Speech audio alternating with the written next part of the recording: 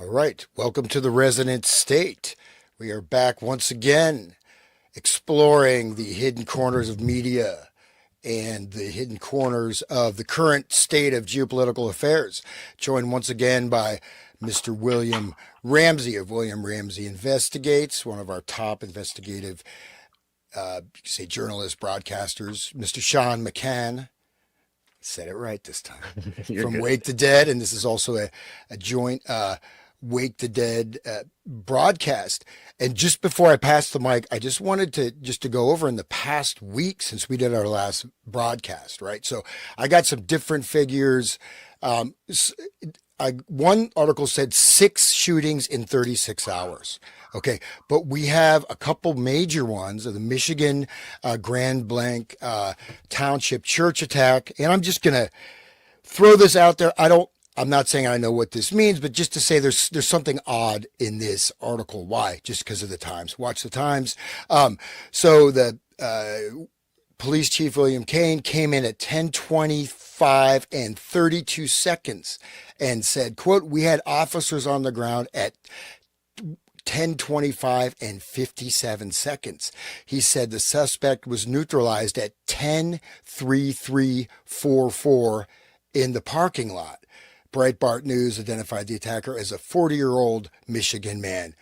So, interesting release of particular sequence of numbers with the seconds and written in a kind of a weird way, right? So you have With the the number, seconds. yeah, with the seconds, and it has 10 20 as 10, the number 10:25 and 32 seconds, 10:25 and 57 seconds. But when it says the suspect was neutralized, it's just written 10:33:44. Yeah, I mean, you can show it to you. Wow. That's on my. Well, you probably can't see that, but we have Wow. 4+8 wounded. There's just lots of September 27th. So, and then there's other various other attacks, and so I'm just going to leave it there. But it's just like the guy on the boat coming from the water, right? This was in North Carolina at the riverfront restaurant. Someone in a boat driving by with a machine gun and just completely escaping. So that being said, we definitely live in interesting times. And so to continue with this, let's go ahead and Sean or William, take it away. Uh, I just saying hello to my audience and thank you for listening. And it's always a pleasure to be swap casting with you, Hans. I'm glad that you're doing the Resonant State. And welcome, William, a good friend. We're very glad to have you here. And my audience loves your information. And these deep dives are fantastic. You just had recently a show with Tinfoil Hat, Sam Tripoli, and it was, I mean, you tried to put it all in, but is it like there's not enough time to, it's just so I love these, how we're able, this is part 5 here, and we're really getting into it, into the, the nitty gritty of everything. And that's my favorite kind of podcast. So thank you, William. Thanks for having me. Great to be with you guys. I've had great responses from people. People have referenced our shows already. We've only done 4 parts, but like I said, I could do 30 hours. I did 90 minutes with Tripoli, and it just was like we've covered so much more than that. There's a lot there, and I think that the kind of template or the exemplar of Manchurian Candidate is very important as a timestamp, but also the information that's in there. And I'm finding out more and more as I do more shows. Like you guys have talked to Tom and Brett over at PsyOp Cinema. Brett actually went and checked the stuff that was taken from Manchurian Candidate, the book, put in the movie, and those academic articles were real. Like I didn't know that until I talked to those guys. I talked to them. I don't think that show's out yet, but so I'm learning as we go too. So I've learned components and pieces, and I think our last show, that episode 4, was really important too, to show that Condon, how keyed in Condon was, that he wrote that intro to Operation Mind Control, Bowert's book.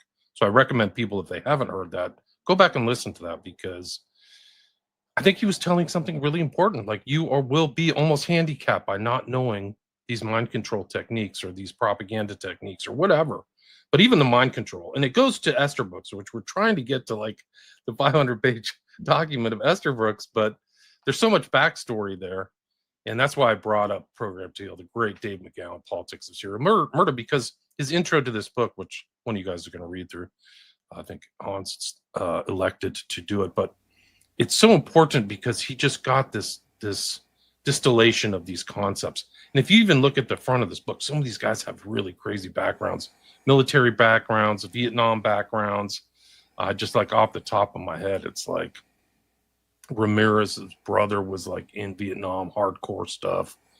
And Heidnik was definitely an MK Ultra victim. Like he was in LSD kind of things. Manson, we know, like it was involved, knew a lot of strange stuff. So he covers a lot of this book, and it's really just such an important book. People have tried to diminish the book, and they've failed.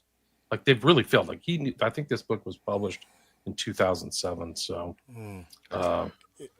what's interesting though is that I think I'm gonna have an article hopefully done today for those guys, but that you find that these things, there's always these precursors, right? You have the Zodiac, you have the Rolling Stone song, right? I'm gonna knock down your plate glass window. Not talking about the Boston.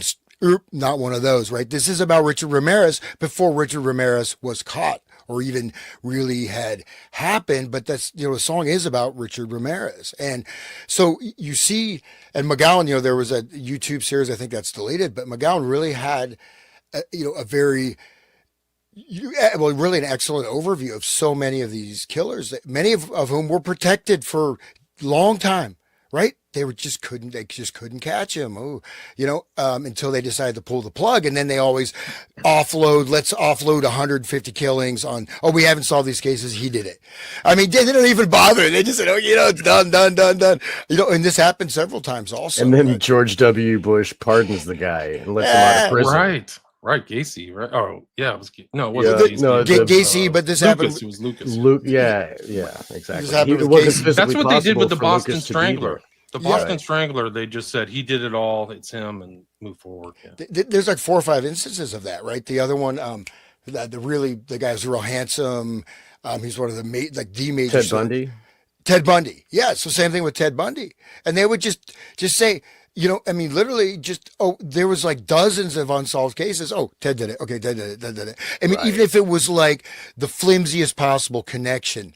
You know what I mean? Like it's not physically possible for him to drive that far north to get to kill the other person. But yeah, they were just, I'm sorry, but go ahead.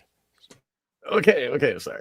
I just wanted to preface this before we talk. I mean, what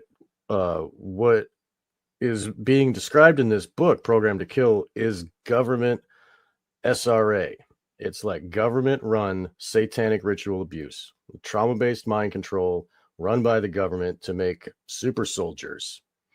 And so also, I wanted to bring people, to remind people of what I talked about maybe in part 1 was Russ Dizdar's Black Awakening. So maybe not just the government ones, but the people that are programmed sleepers have violence instructions in them ready to erupt when the signal arises. So like this is, there's the MK Ultra, like people talk about LSD and stuff, but really the trauma-based mind control and the splitting of minds and the alter personalities and stuff, demonizing, just look at Jeffrey Dahmer and like his altar and like what he was doing, the black magic stuff. Like it goes very deep. It wasn't, the government mind control is part of it, but it's a lot more than that too. But the government does these things on purpose to create super soldiers, like make ultra violence and then set them loose on the battlefield. And it's like the battlefield is the testing ground where they can see what's possible. And you got the My Lai massacre, and you got all these and then the soldiers come home. They don't say a word. They don't want to talk about this stuff. Like tell their friends and family about how they had to murder babies and burn villages and stuff. So like that right there occults it, and it keeps that little bubble of science over there, and then they can take the learned pieces and apply it now in our day. This was Now it's like they have it down to a science, and we just need to be aware of that. So I just want to bring that up before we start. And thank you guys. Thank you, Hans, for reading this too. Yeah, and there was like hundreds, if not thousands, of Mylis. Like Myli was just one. They were just massacres after massacres that never were reported. And just massive crimes against humanity there. That unspeakable stuff. And one thing just to mention, like when I opened with that, this is of course tied in with all these shootings. There was the one I had talked to you, Sean. I couldn't even find that on the web. Maybe I didn't search that hard, but the one at the Nassau golf course, right? That also, or maybe that was last week. But I haven't posted that yet, but the listeners will hear that. I'm sorry, everybody. Yeah. So all these things, but the one thing is that there's different types of scenarios. There's generating terror, but then there's a localized aspect. And the fact is that on one level, it would appear that the signals are just coming in hard and fast. You know what I mean? And people like the guy at the, well, I won't go too much in a tangent, but I'm saying like we are looking at certain of situational occurrences that are statistical anomalies, right? Is it possible to have this many things happen in this way that without some type of coordination? It doesn't seem like it. Dude, I mean, if they're creating the culture, I mean, they're creating, there's coordination all the way down. Like, you know what I mean? It's like, of course it's coordinated. But my favorite one, though, from this week is that there was the bombing of the bus, right? Ice Cube's tour bus, and Antifa blew it up because Ice. No way. Yeah. Oh, my God. Ice Cube. Wow. And they firebombed his tour bus. Oh my God. So at least. And it just goes to show the ignorance and how ignorant you have to be to do that kind of thing. Like who firebombs something? I'm crazy people. Like really. But here we go. Black Awakening. Right. Ice Cube. I mean, it's not Ice Immigration. I know Ice Cube is doing like Disney movies and stuff. Like what the hell? Man? I mean, I don't think it's the same sort of font, you're going to find on the Ice. Well, maybe. Okay. So this is Russ Dizdar's book, the cover of his book, The Black Awakening, Rise of the Satanic Super Soldiers and the Coming Chaos. He died of COVID suddenly. Supposedly, yeah. And his wife all of a sudden. I think that was actually the first time I had Jamie J on my show to talk about SRA. That was the first time I was like, okay, I got to talk about SRA on my show, really get deep into it. I have a signed copy of this book. He sent me a signed copy somewhere in my old libraries. Yeah, that guy's great. I think he was killed. I think he was killed by the government. Me too. He and his wife and Rob Skiba, like they were killed by they were executed by a weaponized hospital system. I don't think there's any question about it. Yeah, the Biden administration was super dark, bro. You want to talk about chaos and Black Awakening? Like get you into hospital and kill you. Like, yeah, look at know Cuomo. These pills are poisonous. Have some. Yeah. Have some REM. Death is near. Run. Death is near. Like literally, Skiba's like, don't get me in the hospital, and don't give me any pills. And that's what they did. Put him on a breathing apparatus. He was gone. Young, healthy guy. So rest in peace, guys. Yeah, they can target you guys if you don't think you can be targeted, or they can find background out of you. You're very naive. They can just pull up your social security number, do background check. Figure if you're like a Christian, like these guys are pretty ardent Christians, and the Biden administration was anti-Christian. So like, why not just get rid of them? Like we'll just call it a medical accident. Well, it clears them out of the way for the next thing. They didn't want his voice to be going while the Black Awakening was actually happening. They wanted to get him out of the way, just like they got rid of the guy that made the PCR tests right before the Mullins Kerry Mullins. Yeah. And like, so just like they got rid of Kubrick right before 2001, I mean, if that happened, I don't know. But I mean, Dizdar was super keyed into the stuff we're covering right now. Yes. Well, he was speaking. He was on the ground though. Yeah. He wasn't just researching. I mean, he was traveling around the country, right? He was going to the heart of this stuff. He was trying to save children. I think he was where you guys were. Like he was from Ohio. Yeah. Ohio, Pennsylvania. Yeah, exactly. Akron actually, which is like right near me. But yeah, like, and he would travel into Pennsylvania, and he would work with the police forces. He was a police chaplain, and he would teach them about dark occultism and what to look for and how to spot it. And they would bring him in to speak with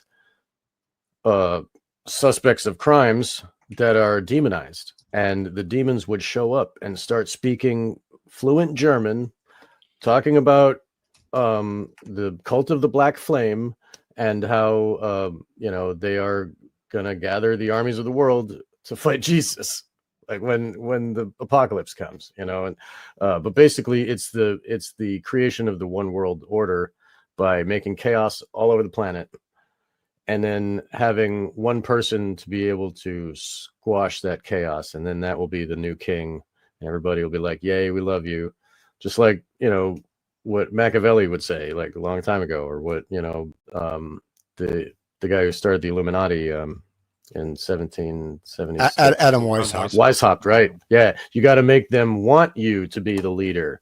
You can't just fight and kill the leader and become leader. You have to make the people want you to be the leader, and then that's how it happens. So like, this is the violence, is the trauma, this chaos of coming super soldiers. It's like worldwide trauma-based mind control. That the trauma goes into the whole world, from the chaos of people getting stabbed on the neck on the train, or the other, like the guy dressed up as a Joker on the train in Asia. He was like stabbing everybody, and then he sits down and smokes a cigarette and like dressed as the Joker, just like the other guy who was like at the Aurora Theater, like they have the same programming when they do the violence and sit down and get arrested. And then they're like the lone weirdo gunman, and so like there's switching happening, just like the guy who killed John Lennon, Chapman. Yep, he sat down and read a book. And the guy who did the Aurora shooting went to his car and waited. He just sat there and waited. Like after a horrific series of murders, right? Yes. It's just like a lot of them are programmed to shoot themselves too. But go ahead, please. Yep. It's just like what they put in Manchurian Candidate. Exactly. That's what I was bringing it to. Yes. It's a perfect weapon. He has no knowledge of events. They're copying Esther Brooks, I think, because we're going to see, once we can get to Esther Brooks, you're going to see that that's what Esther Brooks is talking about. Exactly. And the fact that the Boart thing and Condon with the broken legs of the clown, the Grok thing, that's trauma to change the person into a more usable tool for whatever, in this case be a clown, which is kind of a funny metaphor for being in government or something, like it's like to do the illusion and to dance for others, but anyway, like that right there is like directly, hey dude, it's crippling you and cripples your mind, and it makes you broken, and then the broken self afterward is easily manipulated, is like fits into the society properly, you know what I mean? If you look at the beginning of Brave New World, they like traumatize the kids so that they can fit in the society when they get older. Like they show them a rose and they go to sniff the rose, and then they spray them with this poisonous gas, and it's like, ugh. So every time they associate a rose with the gas, and so it's like reprogramming the God created child to fit into the satanic world. It's like, refiguring the mind to like fit into follow orders and accept the death cult. This is a website. I didn't give this guy permission to put stuff, but you can listen to Russ Dizdar and me drone on. I'll put a link to the show notes to that's great. I want to Kingdom Production. That. They've ripped this really fast, man. This is 8 days ago. I didn't get this guy guys, the copyright stuff that's happened to me is yeah. This is just a straight rip. I don't know what talk this is. And join members only, so he's got it behind his paywall. Wow. Money off me, that happened to me, dude. It's like behind. It just goes to show how smart you are, William. Very good job. I mean, Kingdom Productions. Yeah, Pastor Jeremy. He's a Christian pastor. Oh man, he's stealing. He's taking money off of me, dude. Pastor Jeremy. Just Jesus. Repent. Yeah, repent now. Yeah. You can this and pay me. You can repent. Don't steal, but anyway, whatever. Anyway, the Russ Dizdar stuff is still out there. That's good. God bless Russ Dizdar. God bless you. Bless your memory. Yeah. If people don't know this cover of Program to Kill pretty graphic, but it's actually a real occult crime that happened in San Francisco, where somebody literally drew, like an occultist drew a pentagram on some dude's chest with a knife. That's what that is. So it's a satanic crime. But I'd rather not just show that. It's pretty dark. Yeah. Thanks. All right. You want me to get started here? Yeah, sure. Yeah, Okay, please. great. Yeah, so I'll go ahead and I will begin to read this. And just before I start, to remember, William, we did those shows on, or you did the shows on Catcher in the Rye, right? So that book coming out of the OSS, okay, coming out of the group foundationally that generated the entire, from the whole Macy conference, Stanford Research Institute, all this stuff, right? All these guys came out of the precursor to the CIA and this book. So just to recall, you said that people stop, they do a killing, they're there reading a book, they're sitting in the car. And of course, Catcher in the Rye, one thing we talked about in the show, he is totally dissociated, right? He cannot perceive anything in the world unless it's going through, dissociate means he's going through his own filter. He's just, you could say it's egocentric, but it's a dissociative state, is it not? I mean, it's worse than that, Hans. He loses his time connection to time. Oh, yeah. And it's shown there in those last chapters. The subtext of that book, he's going more and more insane. And you can see him having conversations where his time lapse, and that's another symptom or another aspect of some of these people who've been tampered with, is they lose the capacity to relate to time normally. And that's what happens to Holden Caulfield. So that's because the switching. So like with the front self is experiencing time up until 5:20 p.m. or whatever, and then the other one comes in, and then so when the front personality comes back, that's just a blackout. It does not have that information. That is stored in a different part of the brain. So like when they try to remember stuff, a lot of that's a big clue for people that have been abused with SRA is a lot of missing time, and they can't, what the hell? I don't understand why I don't remember that. But it's like a defense mechanism for your brain to maintain sanity because of the horrifying abuse. That's certainly part of it, but another part is that there is a world, this mental space, right? You could say that's taken outside of time, right? So this sort of traumatic programming garden, or these loops, right? Holden Caulfield talking about the geese, things like that. So this shows he's circling around. He's like, there's that great book on mind control, movie, right? Kids movie, I Am the Cheese. You guys familiar with that? Oh my gosh. I saw this when I was in school. So this I Am the Cheese is deep. This kid is living in this village, biking around in a circle, meeting different people. He's under mind control. It turns out that his father was probably assassinated, and he's put here and just riding his bicycle. And it's a kid's book. He's riding his bicycle around this thing, and it's total MK stuff. Okay. And it's like, but that's another level of that, not just the missing time, but being in the cybernetic loop. So look at this kid. Think about a cheese is in a mousetrap. So like that's the honeypot of the pedos is that kid right there. Like, if just think about the Rainbow Room and the glass room and where they do the Epstein, where they do the filming, maybe that kid is like going around being the local hooker boy, I don't know. I'm sorry. I got a sick mind, I guess. I've been way too into this shit for a while.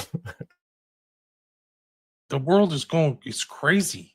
Just like the intro to this, there's more and more of these crazy shootings. And that's another thing. See, in a sense, you're looking at a cybernetic system implementation within individual and aggregate collective groupings of consciousness. Back to Norbert Wiener, Hans, we talked about in prior shows. Yeah. So, and I think they're all sort of interlocked in this way. But yeah, this is something really interesting. I think we want to connect with this. I had done some stuff on this before, but with the movie and the book is really like, it is deep. It's intense. It is exactly, like that state of being in this conditioned reflex, because in a sense, that's where the dissociative state is. They're going back outside of time, right? They're essentially living in this permanently disconnected state. Okay, and I can stop there. I'll start with like a solipsism, disconnection from time, like an own little bubble kind of thing. Is that what you mean? Well, they've been inserted. This can be a completely constructed narrative stream, like a whole life process, and you think you're actually moving forward. And so one level you can say the psychological, right? That space you think you're moving forward, you're still just going around in this cycling, right? In this thing, because in a sense, and this is also how you're able to threaten that space, can create cognitive dissonance, whatever. And again, it's going to be mostly unconscious, but definitely Right. look into that. Programmed to be in the cul-de-sac and keep spinning around. It's a narrative. So this is I've seen this. People saying, my neighbor has a sign: live the best story you can. We got to change our story. I've been talking about this since my PhD dissertation. Narrative structuring of reality. It is the narrative structuring of consciousness, and is this formulation that creates what actually is entered into your mind as you perceive consciously. This is the filter. This can be changed, of course, but this is your narrative structure, in a sense, will filter your reality.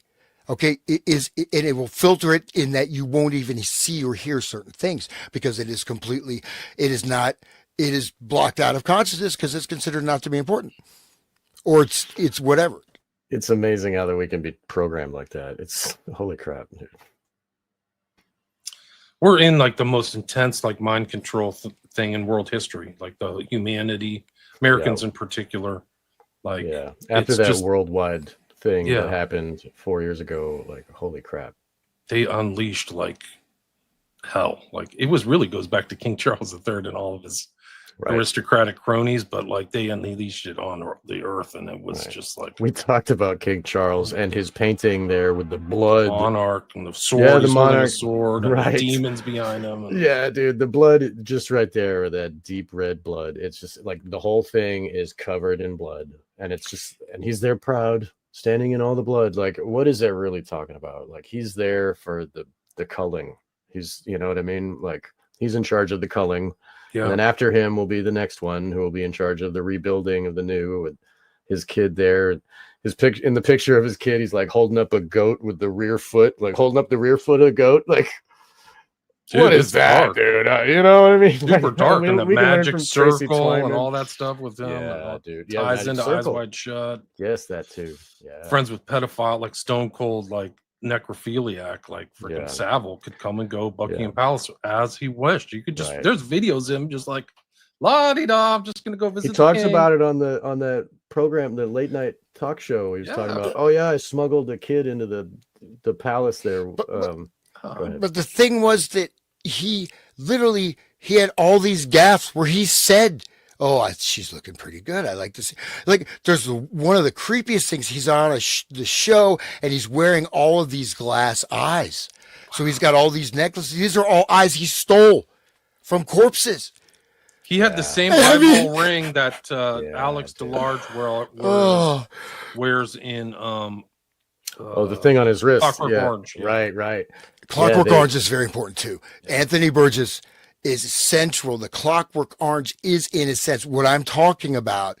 That Clockwork Orange relates, we'll probably touch on this as we go further. It's about behavioral modification, right? It's the whole thing. Totally. The Ludovico method and the head thing. That's what Kaczynski wore. It's literally that head. Like, you think it's a work of fiction, but they used to put these freaking football helmets on people with nodes and stuff. Crazy. Yeah.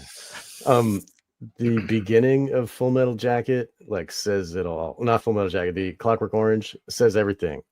With the ultraviolent gang, when they meet the old man singing under the bridge, and he's like singing about Molly and her, hips and stuff, but then they show up, and he says, "Go on and do me in, you bastards. There's no attention paid to law and order anymore, because they let the young get at the old."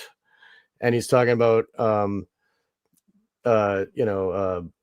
men on the moon, satellites spinning around the earth, and he's like talking about how dumb it is to be paying attention to space when there's like real problems right here. And then the guy says, Alex is like, oh, and what's so wrong with the world? And he's like, I mean, and then he just beats the crap out of him. And that right there is, they are a troop of monkeys, just like 2001, and they got a Right. staff and beating the other one. And so it's like, what is wrong with this world? The same thing, like psychopaths beating like the elderly, like, This cycling, I mean, can we not see that? I mean, at that time that came out, don't we have that basically in Europe at least? yeah. Where people, they literally, you commit a crime, you're back out. You are, I mean, and these are people, there's no question they're going to do. There's no question, right? They've already done like 20 rapes and they've like, smuggled drugs and like five attempted murders. Oh, he's reformed. He's not going to do anything. We need more room for the political prisoners. Well, that's why we need this Ludovico method to get them out of the way. Well, yeah. You know what? Let me start reading because we're getting a little off. Okay, sorry guys. We're going off the reservation. Not too much. Not too much. Not too much. We could do a whole show on the Black Awakening too. Oh yeah. Just zip this in. But Program to Kill. This is the title. I just don't feel like staring at this. So yeah, find something else to look at. Yeah, that's okay. Do we have the page? Let's do that. I'll bring up. Yeah. So I'll start. So this is from the introduction. Mind Control 101. Quote: the experimenters will be particularly interested in dissociative states from the abaissement de niveau mental to multiple personality in so-called mediums, and an attempt will be made to induce a number of states of this kind using hypnosis from a declassified MK Ultra document. It's probably safe to say that this is not your typical true crime book. It is instead a journey into an even darker, more disturbing world. One that exists in the shadow of the world depicted in the hundreds of formulaic serial killer biographies that line the shelves of America's bookstores. For many readers, much of the information contained within these pages will be unfamiliar, and some of the theories and ideas that are discussed may seem rather bizarre. Perhaps the most controversial theory that readers will find themselves confronted with concerns of phenomena commonly referred to as mind control. Although the concept of mind control has long been the staple of that polluted wellspring of information known as the conspiracy theory literature, where it often mingles freely with outlandish tales of reptilian aliens and paranormal activity. It has never been a polite topic of discussion in mainstream culture. The only exposure that most people have had to the idea of mind control is through the often metaphorical and frequently absurd images that Hollywood has provided in a decades-long string of films, from Manchurian Candidate and the Stepford Wives in the 60s and 70s to such recent offerings as Conspiracy and Zoolander, along with remakes of both the Manchurian Candidate and the Stepford Wives. The remake, just sorry to interrupt, but the remake of the Manchurian Candidate is only worth your time if you want to see bad cinema, because it's just a pallid, colorized, weak version of the original. Yeah. Do you think it was there to scoop up the people that are trying to look back at the original to make them not look at the original? Maybe. It's from 2004. I'm just thinking, when Hollywood creates a historical thing, like say Pearl Harbor, they're rewriting a new narrative, and just like history books type of thing, It's under the Bush administration, so you have to see this overarching thing of mind control from Dulles to Helms to Bush Senior to his son. Like, this is all part of this historical thing. So your comment, I think, is very apt. Like, I think you're right. I think that it's like, okay, we're going to make this, but we're going to take out all the references to historical literature and actual visual stuff and turn this different. They do have kind of a handler. He has a handler, but it's not it's not even close to being as clever as the original 62 one. No way. And it's not. It's they didn't do Condon's book. They did all this stuff. They added new things like implants and stuff. So like they're implanted, which is actually kind of a distraction from what's going on, because even I'm not saying these people aren't implanted, but I'm saying that these people are the real ones are conditioned. They're conditioned through hypnosis, drugs, and torture. So it's kind of like a distraction. So yeah, I think you're right. Well, Well, you know, we're- it is important to understand is that the research on. I think the AI is going crazy or whatever. Might enhance my appearance. No, but basically the use of of frequency range stuff was their research was ongoing. It's not like they just, they were doing studies on that in the 40s and 50s. You know what I mean? There was now the maybe the technology wasn't as as good, but just with a direct frequency or other types of things, right? Of stimulus they have effects. they have sound weapons for crowd control that makes you puke. The police have that ability now. They just used it in Serbia. They used something. You See? literally can see the crowd just split, like Wow. the splitting of the Red Sea or something. Yeah, Let me see if I can find that video. real quick, while we're talking about movies and we're talking about Program to Kill, I just wanted to bring up Jacob's Ladder. That whole thing of like, is it real reality? Is it in his mind? What is he experiencing? Are they demons? Like that whole thing. And the government experiments with not normal LSD. It was like BZ, which was like a real type of LSD to create like mood changes and like turn them ultra violent. And I don't know if that actually happened, the incident, but these people in the movie, they were dosed in their food, and then they just started killing each other and ripping each other apart like monkeys, like tearing the faces off of each other, like total ultra violence. And then the government was just like, oh, they were killed in some operation. Whoops. And then one guy supposedly survived or whatever, and he's experiencing and he's trying to figure out what happened to my brain. Jacob's Ladder is very insightful for people that are diving into this type of research. Well, he's also in this alternate universe, right? I mean, he's Yes. definitely an alternative. My camera started moving by itself. I don't know why. It's a little weird, just kind of moving up and down. But yeah, yes. he was in an alternate reality. Yeah, his experience was totally manipulated, controlled, maybe. And there was his handler was like cracking his bones, and then he was getting more flashes. Like, there's a lot to it. That's what maybe one degree of what I was trying to talk about. It's a little abstract, combining all these things, but that kind of the space he was in, right? I mean, that's yeah. Anyways, kind of. So this is the crowd with using the sound weapon that you're talking about, William? Exactly. Watch, listen.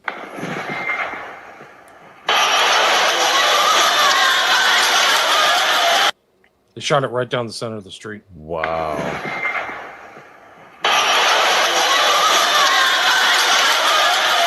It worked. Wow. Yeah. If they can control our biological processes like that from a distance, I mean, Imagine holy what else they crap. can do. Yeah. Imagine. Well, this is not necessarily a control mechanism as an offensive mechanism. Right? I'm just saying, like, it makes you feel like you want to puke. It's like controlling your body so that you will involuntarily regurgitate. You know what I mean?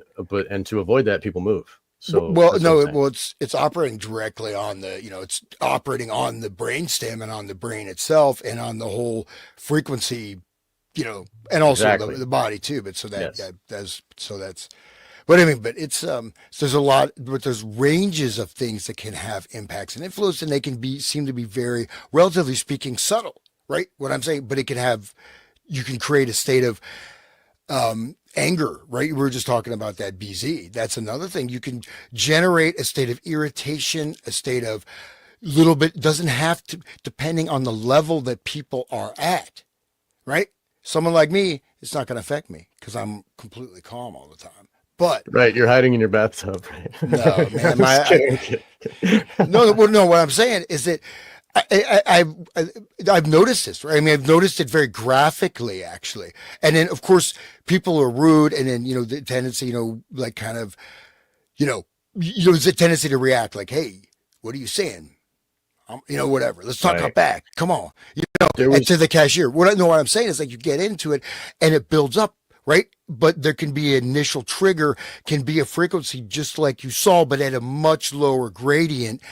And then, people get irritated. People have road rage anyways, right? There's, Yeah. so, you know what I mean? And then this generates a collective field also of this particular, resonance, because it's a thing. I mean, you walk into there's certain places you walk into it, you feel this is very uncomfortable, or you feel very welcomed, right? Some of these things are also, there's just types of senses, right? You can describe it other ways, but it is happening, right? On a level to some degree of the actual oscillatory energies. This is, emotions are oscillatory frequencies. They have energies, it's like anything else. Depends. But state of mind, anger, crowd, this is how crowds work, right? This is how birds flying together. So, right. so just to say it doesn't, and then one last thing, I'll get back to that, is hypnosis is a whole nother level up.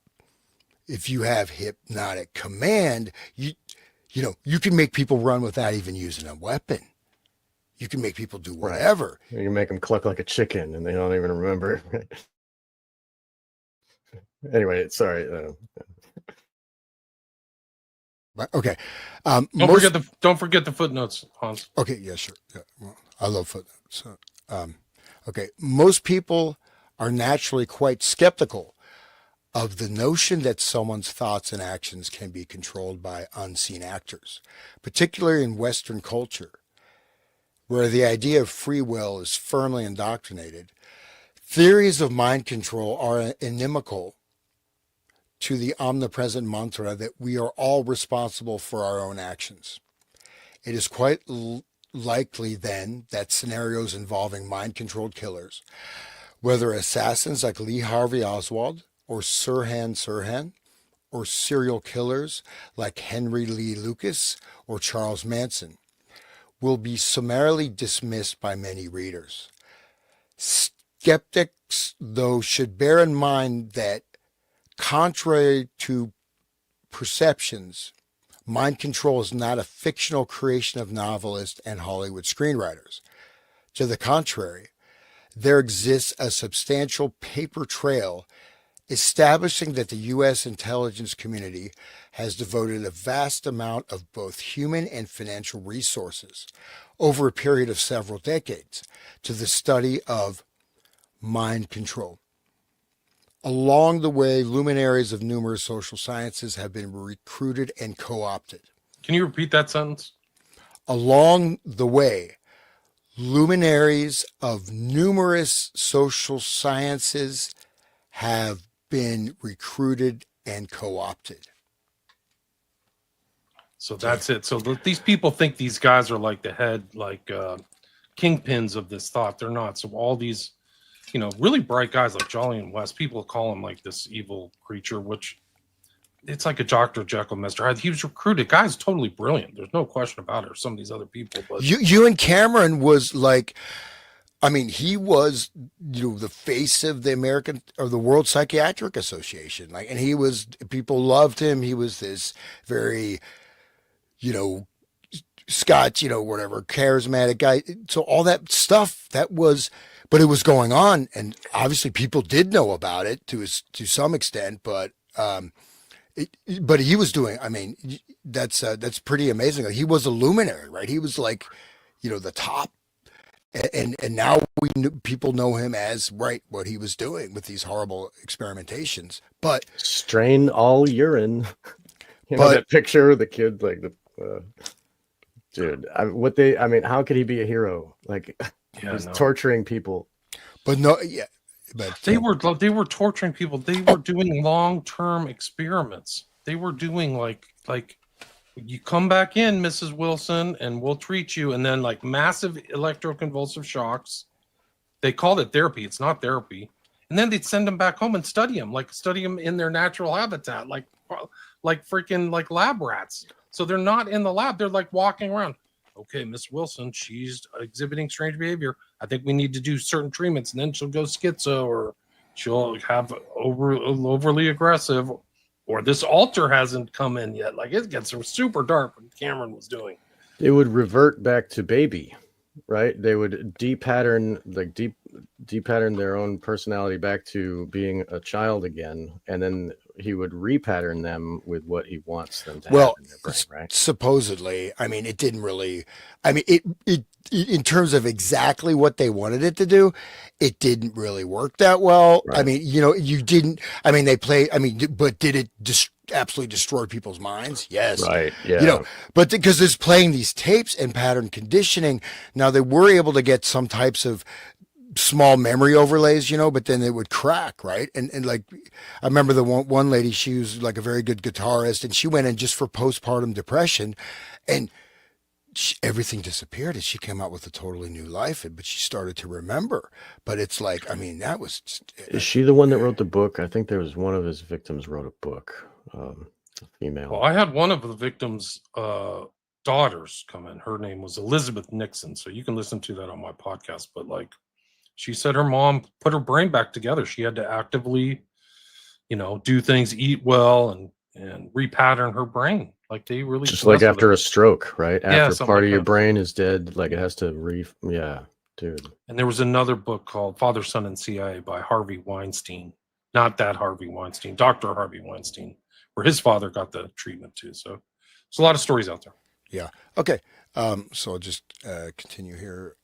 About ready to hit that footnote. But that's luminaries, right? And social science. This is also very, very important, right? Social. We don't really think about what social science. This is a whole field with many, many, subsections. So it's important to remember that we think about all this high tech research and this and that, but a lot of the real sort of understanding stuff was coming from the social science field. Certain social science.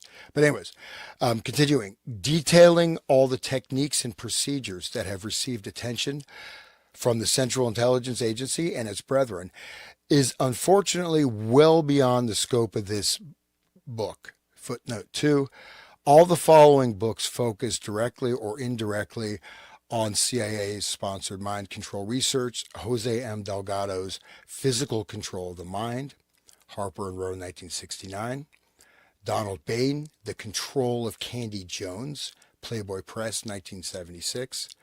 Walter Boert, Operation Mind Control, Dell Publishing, 1978. Peter Watson, War on the Mind, Hutchison, 1978. Peter Schrag, Mind Control, Pantheon, 1978. John Marks, The Search for the Manchurian Candidate, Times Books, 1979. Martin Lee and Bruce Shalin, Acid Dreams, Grove Press, 1985. And Gordon Thomas, Journey into Madness, 1989. All these titles contain pieces of the puzzle, but all containing varying amounts of disinformation, as do more recent titles. That's great right there. Holy crap. All of those books are so important. Yeah, they really But are. also varying amounts of disinformation. That's an interesting little side note. Do you want me to just finish this page, or you guys? It goes into. I'll just keep going. Okay. Please, thank you. Okay. It is possible, however, to provide a rough sketch of what mind control really is. A sketch that will, it is hoped, help demystify a phenomena that is not, as it turns out, nearly so esoteric as it may first appear to be. The basic methodology of mind control was revealed many decades ago by George Estabrooks, a prominent psychologist hypnotist who worked under contract to American intelligence agencies. In his book, Hypnotism, first published in 1943, Estabrooks teased his audience by noting that the intelligent reader will sense that there is much more is withheld than has been told. You just cannot, like, how important McGowan is. Like, he keyed into really the most important person. And that's kind of how far down the road, people are in their MK Ultra mind control studies if they've got to Esterbrook's yet. Because if they haven't got to Esterbrook's, they haven't got the kind of core foundational stuff. At least in the American, you can go to Mesmer or whatever, but yeah. The fact that you found that document of Esterbrook's and his communications with the FBI, like, holy crap. 35. Yeah. That's the whole thing. It rewrites the entire 60s because Hoover's around everything. He's around JFK. He's around MLK. He's around Malcolm X. He's around and all the pedos, RFK, all the pedophiles, and mafia figures and all this stuff. And he knows all this stuff. He knows Esterbrook's. Well, he's intimately involved with Esterbrook's. I mean, Esterbrook's, some of the stuff is explosive. Like the one we went over, Esterbrook's is talking about setting up an experiment, like with a bombing of some factory, right? And then the person, even if, the memory will be erased, even if the factory does get bombed, we can make sure that there's no leakage, from the experiment. That's exactly what they don't, the dark occult, they want to keep all their secrets occulted, even the victims can't remember what happened. It's perfect for them. This is amazing because this is kind of like one of those things where they disclose stuff, like in our earlier one where we finished with James Jesus Angleton, like, I'm going to go to hell with all these other guys for all the crimes we did. But this is his kind of like disclosure. There's a lot more to know. I'm just telling you this now, right? I mean, as governments often work, they only give you this much. There's always a lot more to know. Just as we go down real quick, we'll finish this thing. Like, so dissociative states. So one thing is interesting, right? You notice, like, say, trauma, people having trauma. That's relatively new that it became very common thing to talk about. But people, I have conversations with people, I just dissociate just the way I am. I do like this, like, whoa, okay. Like just normally talking about this as something that, I do it. And so you're going to some counselor. Okay. Well, you know what? I don't want to go to some damn counselor to tell me what I am doing or not doing and to normalize something, right? That is a type of hypnotic induction, could potentially, you know what I mean? Anyways. There are a lot of counselors that work for the dark occult that are in the work of keeping the victims in their cage, keeping the secrets from coming out. And the whole satanic panic and the false memory syndrome and all that crap is all the dark occult creating a war against the truth. This is very important. Yeah, it really is. It really is. Yeah, but now all these people are co-opted. Luminaries are co-opted. Jolly West is right there. The false memory foundation or MFS, MF, or whatever. Here's the thing: a dissociative state is not necessarily bad, right? There's types of things, but then what do these words specifically mean? And then, but the thing is that this means that this is very crucial, I think, is to realize that as soon as you recognize you're in a dissociative state, you can change it, right? I'm not, okay, I'm right here. Oh my God, wait, who am I talking to? Oh, no. Okay. To see the cage, like when you see the mind control, all of a sudden it doesn't affect your subconscious. Your conscious mind gets a hold of it and can be like figured out and really look at it. You know what I'm saying? Like if we continue to agree with the lie that is, the veil put over us, then our mind will continue to accept the lie, and the cognitive dissonance will be maintained within, and that signal of like what the news gives us in the TV and the all of the movies and crap, it will maintain our blindness to truth. And once we recognize, like people like us speaking it out, like giving others that are listening and their conscious mind the handles to really hold on to this and figure out what's going on. Like, I mean, the whole idea of like Netflix and chill, it's like, put yourself in don't even listen, be engaged in sexual encounter and have that programming going in while you're feeling the feelings. You know what I mean? And then when I watch Netflix, I see that the movies are built for that. The things that they say, and there's certain moments when, this is when the effing happens. And, it's really interesting how they build it to be put in the subconscious, because people aren't watching these movies. They crank out these crap, like, Well, you you know know what I what? mean? Go The ahead. thing is that you're right, because the thing is you get these series that, some of them, I mean, like I watched one, it was like the best in the country, the detective, he's a forest officer that's like this hardcore detective dude, and just he's like really surly, but then at the ending of it was just like, come on, man, I just wasted They my time. always do that. And it's Yep. like, dude, this is just, come on. I mean, just, Yep. and then They it's, drag you down this cul-de-sac where you oh, waste all this time just trying to but, figure out what they're going to tell you, and then oh, at the end it's like an oh, empty nothing. dude, one thing I brought that up, that was just that was a weird mental connection. But this show, I think it's called something Mountain, whatever. It's on Netflix. You can find it. I remember the name. But anyways, this guy, it starts out he's talking to his son all the time. He goes by this lake and he talks to his son. As you go through the series, you find out, well, his son is actually dead. And he had a mental breakdown after his son died. So he's talking to this ghost of his son that is not, but it's not foregrounded, right? It's just there as kind of part of the story. And then he's always thinking about killing himself and this and that. So this is, you watch that, and then the end is some kind of half-ass, or where the guy, the police captain, commits suicide, shoots himself in the head because he was the one who had murdered this person. Like, there you go. Dude. There's your So little mind control programming as you assess, and you just wasted your time. But even though there's some great production, but then it's like the poison pill, man. speaking of poison pill, this very well said. Think about all of the people watching that are on pharmaceuticals, where the side effects is suicidal ideation.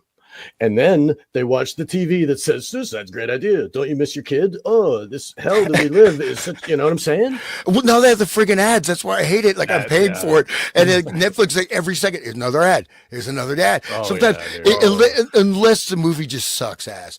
But there's a great movie called like Zandox, starring Sean Connery as this dude who's in this giant flying head that That's flies. not Zardos. Zardos. Zardoz. Yeah. Zardoz. That's a Yeah, great. yeah, That's an yeah, awesome yeah, movie. yeah.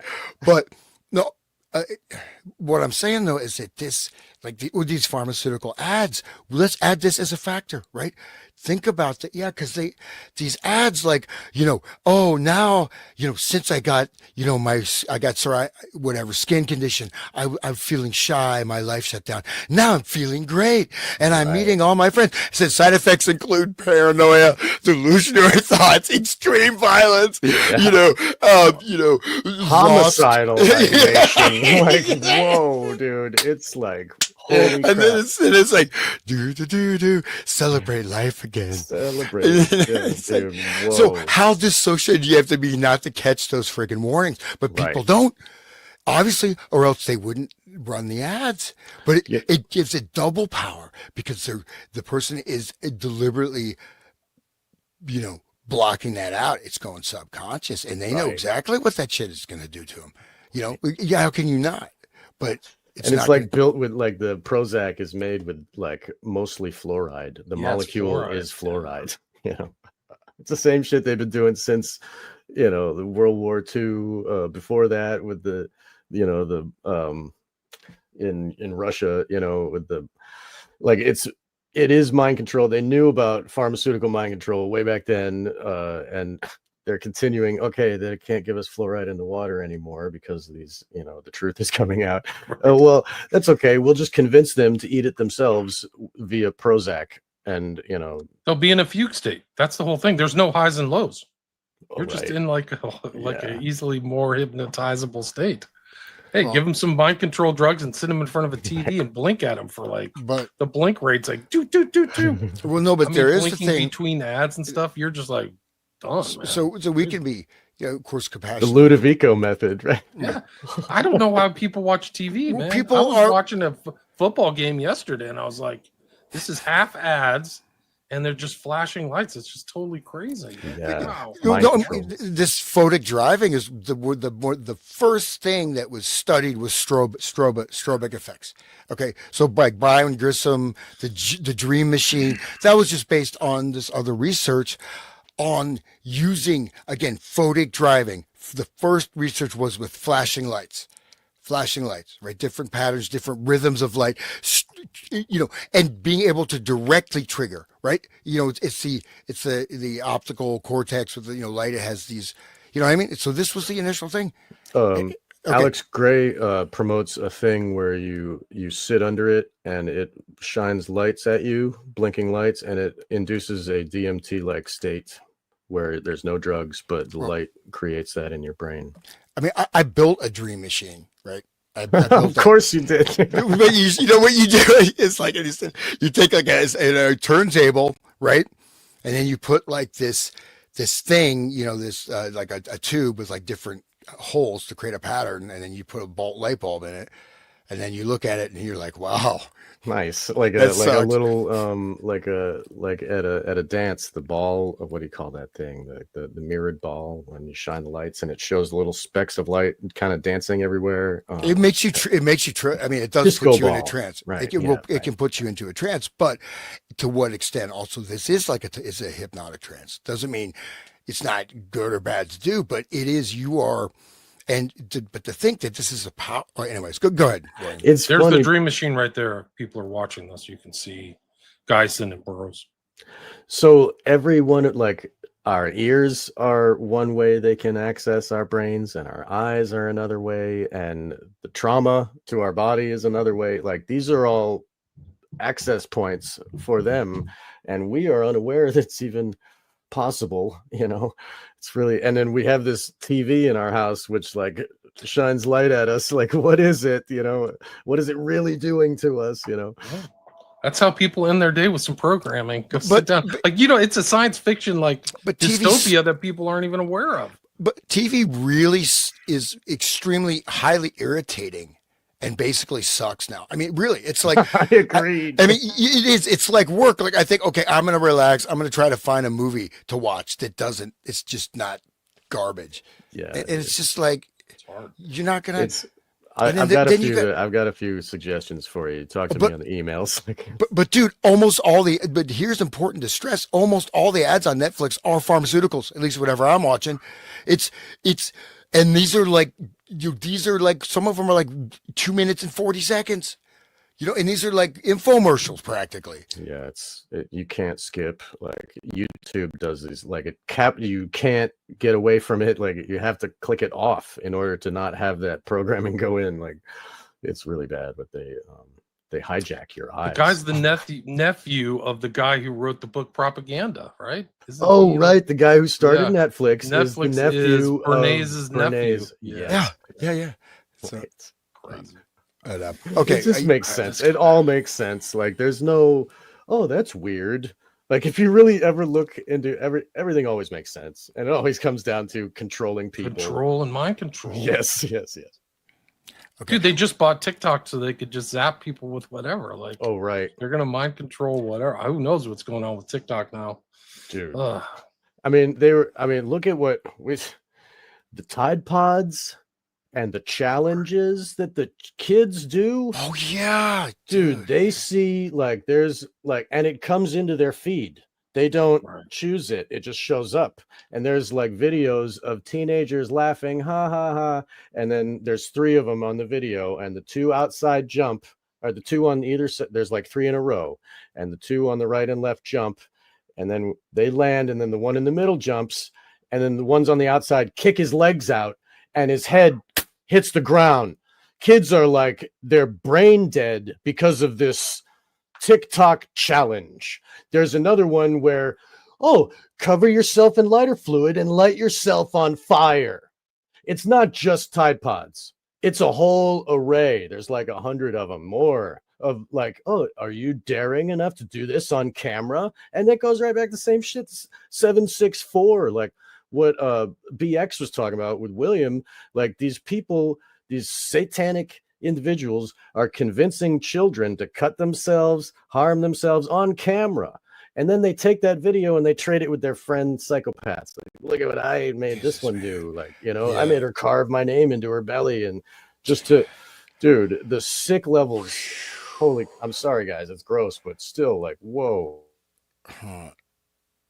Yeah. I didn't know that, and I kind of wish I didn't, but I do. Sorry, man. No, no. I mean, it's important. I mean, the kids see the people laughing and they're like, "Ah, that's funny. I but guess I'll try that." And then it happens. anyways, this is important the way he's going to define a dissociative state. So I'll just continue this and then probably dive in. So I'll read that again. Estabrooks teased his audience by noting that the intelligent reader will sense that much more is withheld than has been told. While this was undoubtedly an accurate assessment, Estabrooks nevertheless did reveal enough to allow an informed reader to construct a reasonably accurate picture of the fundamentals of mind control. The degree to which any given person is susceptible to mind control is a direct function of that person's susceptibility to what are known as dissociative states. According to the psychiatric community, dissociative states or dissociative disorders include amnesia, fugue state, and what used to be called multiple personality disorder, but is now generally referred to as dissociative identity disorder. This is interesting, right? That shift. Anyways, all of these terms describe the same basic phenomena. A person who is seemingly in control of his or her actions over a given time period is unable at a later date to recall or account for those actions. Do you want me to keep going? 1 second. The ability of the children. So they seek out. He's saying that the mind controllers seek out people that are more susceptible to dissociation.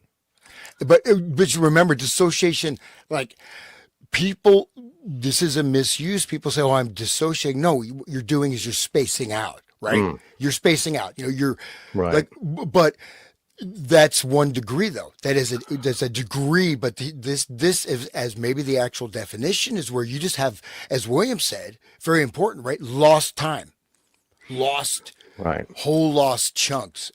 Is that? Would you agree with that, William? Or 100%. Yeah, totally agree. I just wanted to say that the SRA programmers. Like the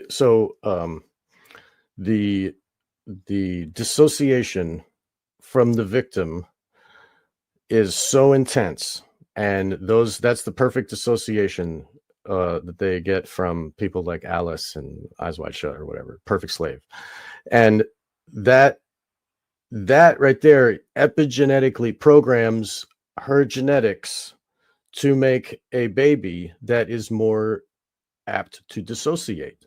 It is it's a survival mechanism of our genetics to, like, there's fight, flight, or freeze, right? That's how you save yourself. And so freeze is the one they want. And so freeze allows them to do what they want with your body or whatever. So like if you're getting attacked by a bear, if you try to fight back, it will really kill you hard. But if you act like you're dead, the bear gets disinterested, okay, and you don't get wounded as much. So it is a way of survival for your body to freeze, so that can be programmed into the offspring of the monarch programmed mother.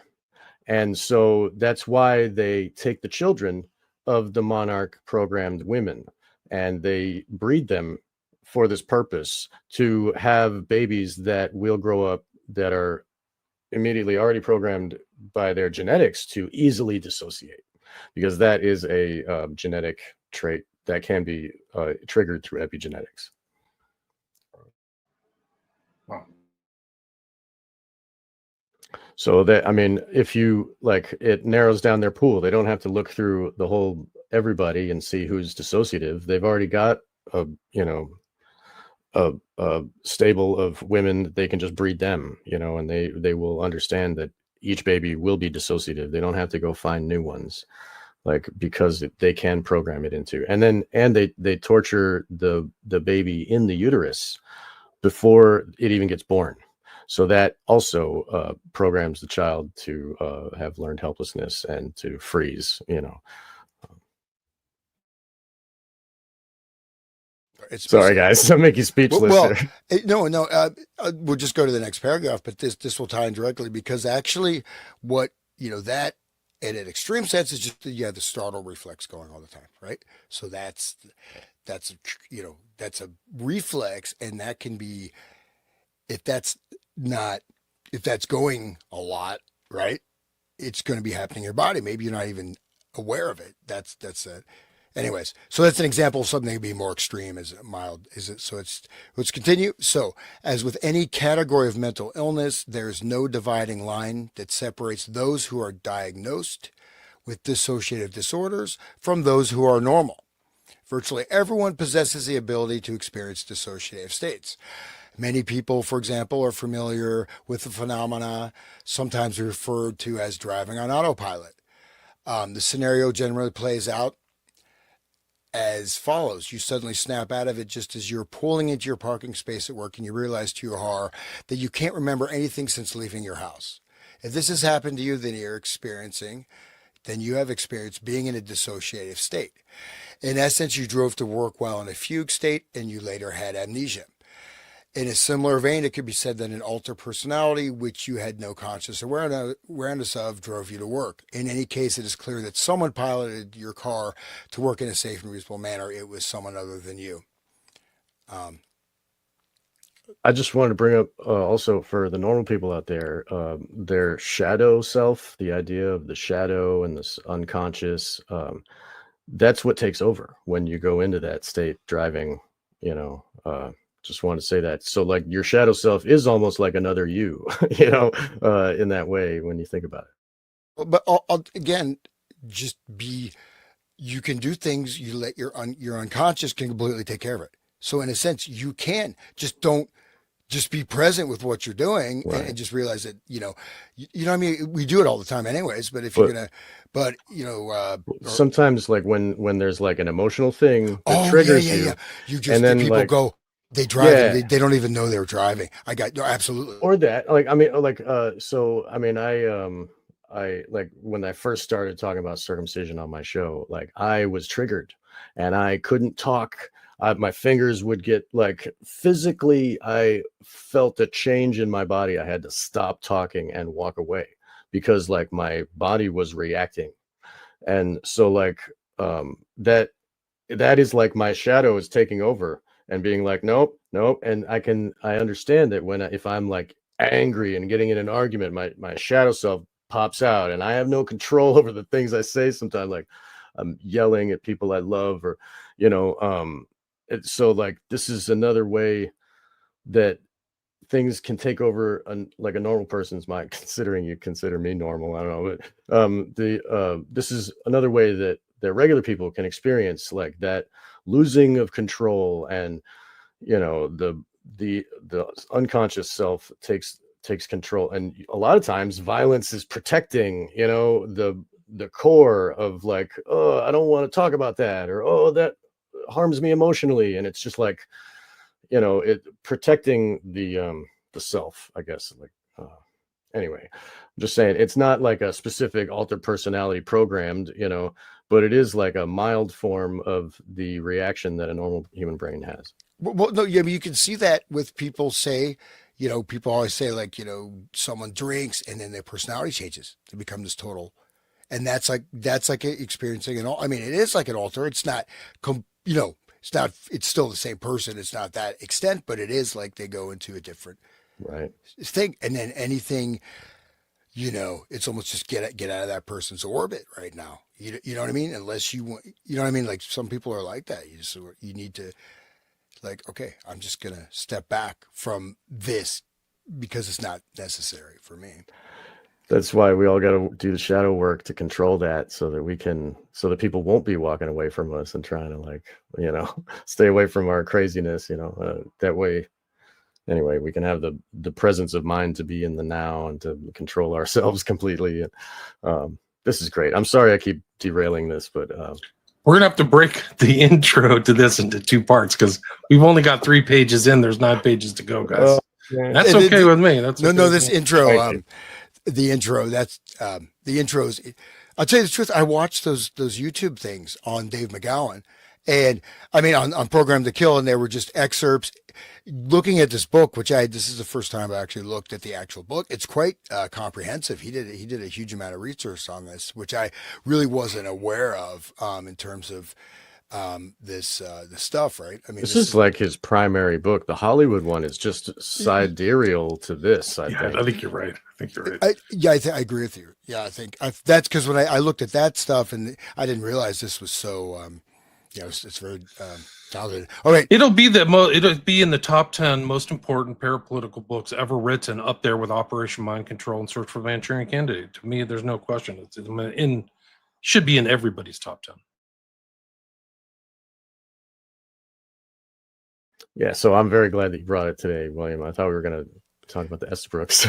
This is great. I'm glad we're doing that this is like a primer. So it's like it's totally priming for the Estabrooks. Like, if we looked at Estabrooks alone, they may not understand where he's coming from. Estabrooks he's unraveling what he knows to Hoover. And so that's important. But this is like, here you go. This is a guy who's aggregated this and made it understandable. And also before I don't think he didn't have access to those documents, right? That Estabrooks thing was not released. Right, until like 2017. Recently. Yeah, right? 17. So like we were joking, like I was thinking of the show, and Sean's like the guy like has his Cheetos on his fingers and doing stuff like it's the key document, man. This 500-page document is just absolutely incredible. I've said it before, I'll just keep saying it again. I just want to tell the listeners, if they are interested in downloading the document, they can go to my Odyssey channel, odyssey.com.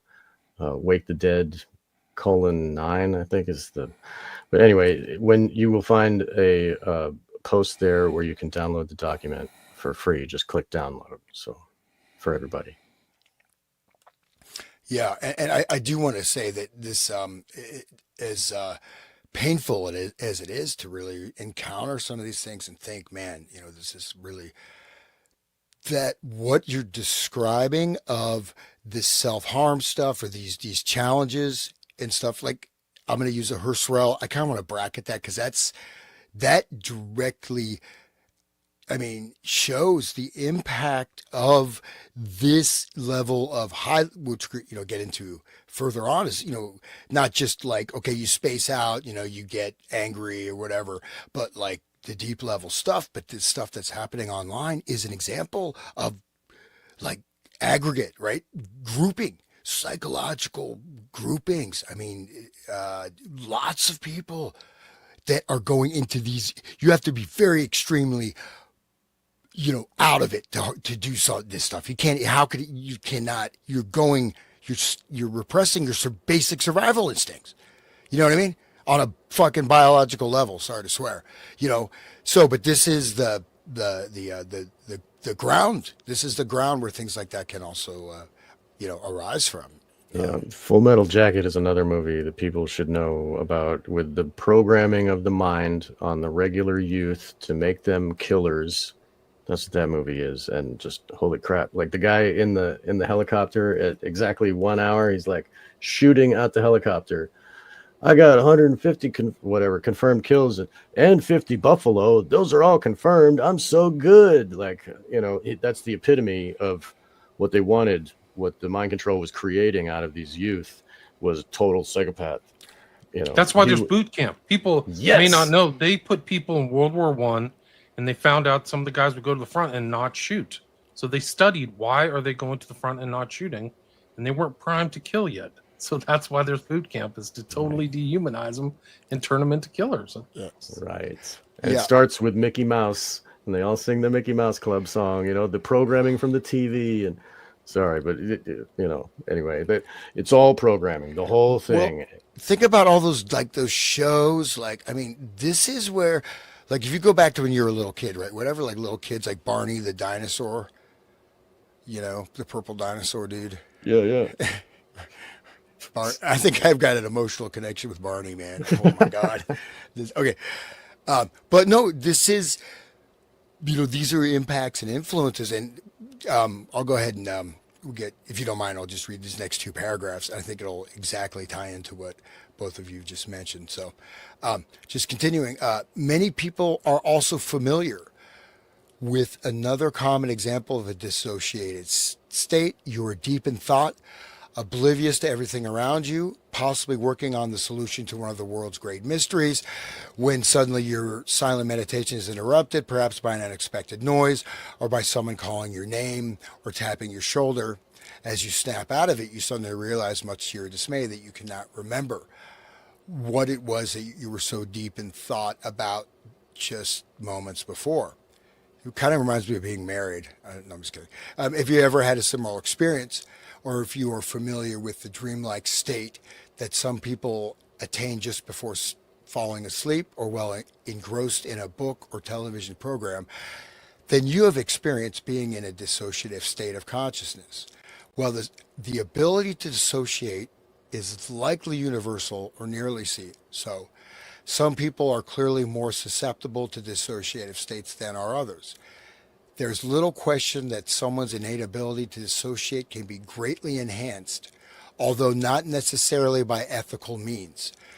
The most severe of the dissociative disorders, MPD, DID, is in almost all cases created by psychological trauma so severe that the traumatic episode or episodes cannot be integrated into the experience of the core personality. By far the most common cause of MPD is early childhood trauma, usually but not always resulting from the horrific abuse by a parent or other adult guardian. Dr. Frank Putnam noted in 1989 that he was struck by the quality of extreme sadism that is reported by most MPD victims. Many multiples have told me of being sexually abused by groups of people, of being forced into prostitution by family members, or being offered as sexual enticement to their mother's boyfriends. After one has worked with a number of MPD patients, it becomes obvious that severe, sustained, and repetitive child abuse is a major element in the creation of MPD. End quote. Dr. Deidre Barrett, writing in 2001 for Psychology Today, offered a similar observation. Quote, dissociators have the following traits in common. Many subjects reported a history of child abuse. Although some remembered this directly, some had been told by others that they had been battered. Other dissociators who had not been abused had suffered childhood trauma, such as prolonged, painful medical conditions, and before the age of 10 experienced the death of their parents. So, like that whole thing, sex before 8 or it's too late, the pedos talk about, that's because before you're 7, you're in the hypnagogic trance and you're like programmable, and they're programming your subconscious up to then. And so the experiencers of that child abuse, like if you read Kathy O'Brien, her dad was found by the government sending video, or I don't know, film, I guess, of him like raping his daughter and selling it, the porno, and he was shipping it through the mail. And the government found him and said, okay, you can either go to jail or you can work for us. And so obviously he took the latter. And so then now she becomes government property, basically. And that happened with my friend Carrie Olahe. She, her dad was a total psychopath who was into very gross, disgusting pornography. And he was promoted basically by his military higher ups.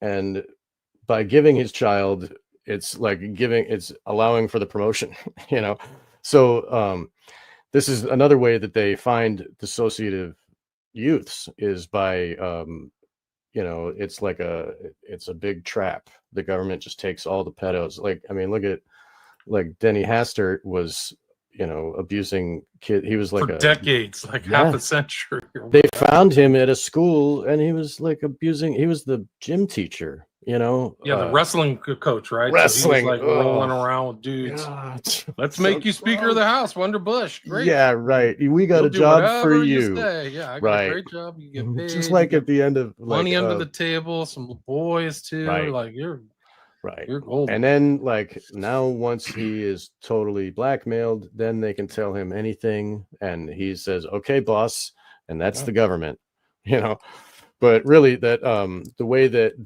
the first handler is the parent that rapes, and then when they goes back to Manchurian Candidate, right? Yes, the handler of Raymond is the rapist of Raymond. Yes. And it's kind of intimated that she's raping. I mean, she rapes him in the book, but that it's carrying on the intergenerational thing. Daddy, yes. Now she's the daddy. She remembers her grandfather. Right. She does in some of those in the Manchurian Candidate book, right? She flashes, she was abused too, right? But it's very vague, like kind of blends in, but it's there, right? She has his memories. Oh no, it's overt in the book. Okay, well, that's what I mean. In the book, in is the overt. Attic, right? In the attic, the attic, and that's like the right. And the carousel's mentioned in the book, all this stuff, right? Yeah. And so the first abuser handler is given instructions by the higher up, like Julius William Gates would tell Frank Olahe like how to program his daughter and what to use for the symbolism. Like he would have all these unicorns in the house and stuff, like all that stuff. Program like the whole way since baby, yes, all the symbology and then she would be told, "Oh, you're a Habsburg unicorn, and you have and she would be programmed with this cult loyal personalities inside, but then some of those cult loyal personalities are an exact replica of the abuser. So she has the abuser in her head, and that abuser is like her dad. And so like when she goes to the first time that she was at the, trying to understand why she's having fugue states and can't remember. And then what bubbles out first is the incest. And a lot of times they go that far and they're like, "Oh, we found it," but if you dig further, like Carrie continued to dig and she found that she was programmed to be a wolf, not even human. Like there's way deeper shit, but the incest is like, "Oh, that's enough. That'll cause it." And then all the psychological doctors are like, "Okay, let's work with the incest, and this is why, and okay, that explains everything." And that there occults the further deeper crap. So like some of the victims, they get to that incest and they stop, and that's, "Oh yeah, the programmer was my dad," and "Oh yeah," and then all the other stuff is gone. So. When I was in college, I've told this story before, but I was in college. I met a girl. I'm not going to say her name, but it's basically like mountain. Like she was from the Children of God, and they had a house in East Bay and in Oakland, and all the Children of God were there. And like I was in, it's kind of granola in Northern California, a lot of like health food stores and stuff like that. But she was friends with a friend, and we were. I was at that house. It was weird. But then, like, I would hang out with her, and she would literally forget stuff and like amnesic things, and then she would like switch personalities. I didn't know what to do. I was too young, 19 or 20, but I was literally watching this person. I'm like, "Hey, Dave, something's going on here." And then I realized Children of God, Berg, same thing as River Phoenix. These kids are being raped and incest. But now that I know these kind of states and MPD and trauma, she was definitely abused and tampered with. So I think that's the Children of God probably has even deeper, like they're notorious for like incest and stuff like that, but they maybe have some kind of intel connections, much like Scientology. And they integrated some of this stuff in there where they're literally fracturing little kids' brains, giving, she was dissociating in front of my face. Like I was like, I didn't know these terms. I'm like, wow, this is really weird. What didn't you just tell me that you wanted to go get, to the restaurant? And she's like, what? And I was like, this is so weird. Like, right. And I actually, like at a certain point, I was like, Dave, you got to just drive her home. Like, I don't know what to do with this. I don't know how to respond to this person. She's not If you acting were well. if you were a psychopath in the cult, you'd be like, "Ooh, fresh meat." You know what I mean? You I can probably use know that. the trigger words or whatever. Yeah. They're encouraged to like sleep around and like, it was like, it's like pansexual. Those children of God really was. And like Yeah, the flirty fishing. flirty Yeah, fishing, yeah. right? And Prostitution for Jesus, right? it's so weird just like looking the back. Inanna cult, you know, the ancient prostitutes of the church, right? The Northern California had these cults all over the place, like Scientology and How about Children of Buddhafield? God, just everything. It was Buddhafield is really Buddhafield is one of my favorites because that guy, he was, I think he was, I don't know, from Puerto Rico, but very handsome. Had been a professional dancer, like, ballet dancer, super fit guy, but he created this group cult. It had lots and lots of money. They built all these centers, and he would just be there. He just wearing a Speedo. He's giving his, was that the guy who ended up in Austin? yeah. And then That's where the comedy mothership is now. It was in one of his places. Like they took over an old cult place. I mean, they did stuff like it was the Speedo dude. He liked dudes though. He was gay, yeah, right? no, but he would do this stuff. He was so like, he was like, but I mean, they built this whole theater because he wrote there's an opera, right? Because, he knew classical music, he had been a professional dancer, he'd been an actor. I mean, he wasn't going to make it, necessarily, but it was, whatever. But they built the whole theater. They did this opera. It took like 5 years, and then they did the opera, and that was it. Done. Okay, that's it. Never performed again. We just move on. But yeah, he would just rock. He would be there giving initiations and just on this throne and just rocking the Speedo, man. And it's just like, I mean, I don't know. It's just funny. That's how they get you. That's a red flag. But no, I mean, people though, there's other elements going. He's still going. He's in Hawaii. He's got a whole new group. And there's all kinds of allegations and this and that. I mean, it got pretty messed up, dark. Anyways, Jamie No wonder- Gomez, was that his name? I believe so. Yeah. Yeah. So this is it. He was a hypnotist too. Duh. Oh yeah, he would. Oh yeah, I forgot to say, you get called. They had this auditorium thing, right? And you get called before him. Sometimes there'd be other people there. Sometimes it would just be you. And these would be these hypnotic conditioning sessions. Wow. And he would give group and individual. They were called like check in, like check into God or check into whatever. But they're all like beautiful people, hot, wealthy, elite kids, and they would just, but it's pretty wild, man. He had hypnotic sessions. I mean, he would have there's some really almost like Manchurian Candidate type of shit, Wow. Rogan, it's about this new dude's name, Jamie Gomez. He was a gay porn star and a hypnotist, and he started a club. He was teaching people yoga and got a bunch of young disciples. They believe he was a guru and he was God energy. Wow. Yes. No, he started it was a very big thing with massive legal repercussions. It wasn't just some, And he was opening their third eye with the whole thing of the Ace of Swords that we were talking about, the Crowley card. Like, I'm sure he was opening their third eye by buggering them and dominating them and satanizing them with satanification. Like the whole thing, like some of those kids and the ritual stuff, they think that demons are entering them through the semen of the rapist. So like, there's some really gross shit. Sorry guys, I'm really a Debbie Downer today. That's all good. Let's go. Let me see if I can find this. This is fun. Let me bring that back up. Stop.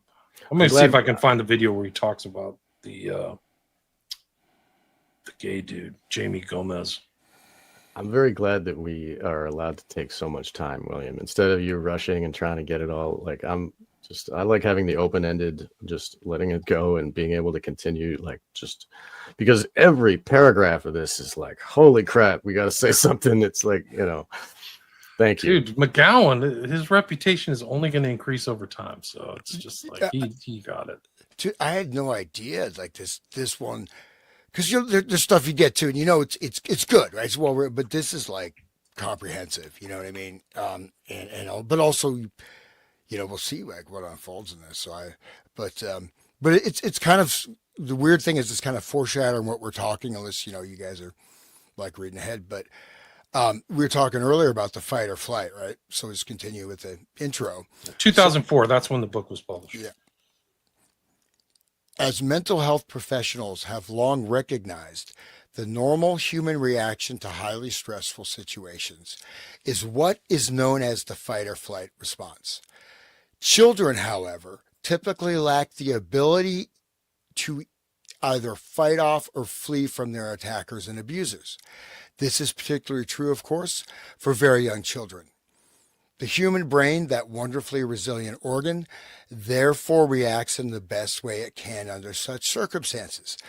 It allows the child to mentally flee from the situation.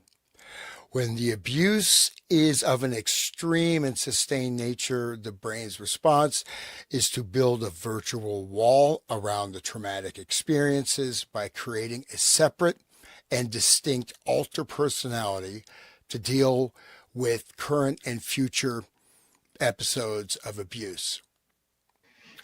So the term over the rainbow is when the victim's soul pops out because it can't handle. So that's like an extreme version of the freeze, where the body is fully separated from consciousness, does not even feel it anymore.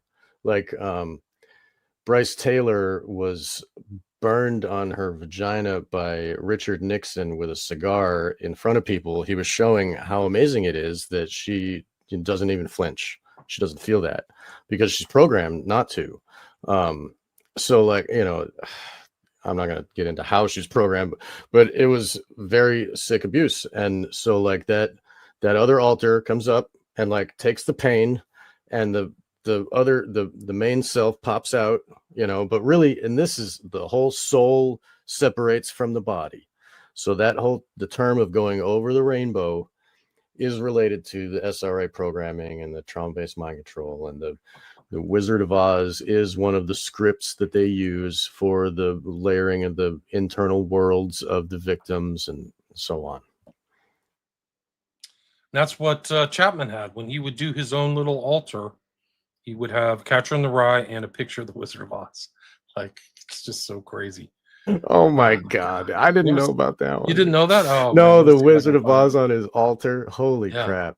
Yeah, you didn't know that? Let me see if I can find it. Yeah, that's very.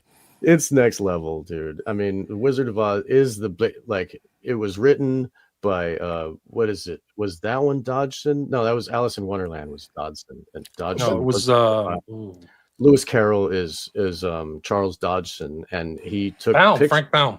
Right. Okay. And he was part of the British infiltration of American minds, like to try to get us into war and shit. But the other one, Alice in Wonderland, is just he was in Blavatsky's group. I forgot what it was. Oh, Theosophy. Yeah. Oh man, that figures. But okay, so like, well, I'll just step out here. I'll just leave it there. I don't mean to keep talking. Oh, I can keep going. Yeah, please. Okay. So I think I was, although... Are we at the right spot? Yeah. Although MPD, DID is a disorder, listed in the DSM-4. So just edit that, man. I said the wrong Roman numeral. No, okay. So the DSM-4 is its own programming. Holy crap. The DSM... doctors. But the DSM is a very odd book.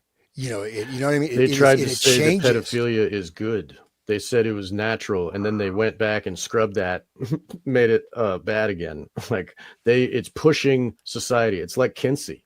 It's like it's pushing the Overton window of what's acceptable and understood, and people are given these names of just symptoms. Well, transgender. I mean, if technically before, if you're gonna go, get us. If you think you're a cat or think you're like, I mean, like. This is like pretty, you may have a few issues, you may have a few issues. And the You might. DSM, I don't the know. DSM is what allows for children to get surgery without consent Right. of their parents. That is the Right. fundamental level that this as legislative. Totally. It makes So- it law, and it makes it okay. And then the gears of government are working, then like Obama's or what's his name, the Sleepy Joe, his military pays for transgender surgeries of the soldiers in the army, giving them free breast implants and free, like, what so once the gears of government are churning, then they get it all happening, like with circumcision. It's routine because it's paid for by the insurance companies. Like, nobody would pay for that, but then when it's paid for already, and when it's already in the gears, it's already going, it's easy to just say, okay, yeah, okay. And then, without the informed consent, all of the occultation of the truth that allows for, the churning of the wheel and just the grinding of the bodies. All right, sorry guys. I can't find this picture. Of Okay, a I'll Wizard of continue. Oz. Variable. We almost made it through a whole sentence. No, I'm just kidding. No, that's true. The DSM is so important. So, the veritable Bible of the psychiatric movement. The public generally looks upon the notion of multiple personality with a healthy dose of skepticism. A skepticism encouraged by a news and entertainment media apparatus that generally mocks and ridicules the condition, and by a not insignificant number of psychologists and psychiatrists who deny the existence of MPDDID. Strangely enough, many of those most visible and vocal members of the denial crowd tend to be psychologists and psychiatrists who have received funding from the CIA. Interesting, Matt. So that's, just like the false memory syndrome thing that I mentioned earlier, that whole, like, trust the science, it's more 9 out of 10 doctors agree, oh, okay. The thing is that a lot of the stuff, the false memory, well, you find out that there was physical evidence, even with that Right. the McMartin school thing, right? There was physical evidence. I mean, there Right. were underground tunnels, Right. with The shrines. Mickey Mouse bag under the ground. And they're acting, right. and this is touted out as the biggest fraud, right? This is touted out as the epitome of the satanic panic, right? This is the big and there are all these have all these movies coming out of fictional accounts, sometimes On directly Netflix. Yeah, Right. So one of the cover-up was Oliver Stone wrote one. Yeah. It was in. It's like what's he doing directing this movie? it's about like that? these fanatical. Good question, William. What's he doing? That's a good question, because he did the JFK one too, and then we keep, like, Yeah, what? kind of an interesting hang up, like JFK. Interesting. Doesn't talk about the military too much. Right. Look, and are there things where there really isn't that much evidence? Like, people create a big thing about nothing. Yeah, right. Not in the McMartin case, man. You know what I mean? Like, There were 2 trials. Like, there were 2. The first Right. trial, I think there were convictions, if I remember. I have to go back and look through it. but And then when you dig into that and really understand the guy that's at the podium talking about the truth of McMartin, Ted Gunderson. Ted Gunderson, turns out you learn that he was on the phone with Michael Aquino every day. What? I mean, I wonder, is that so that, because I go on the fence. I got a lot of some of his documentation, but I've heard, like, some people that very directly say this guy is really dirt. You know what I mean? Like, he has did this, Right. and stuff. And then there's It's tough. there's a counter argument to all that.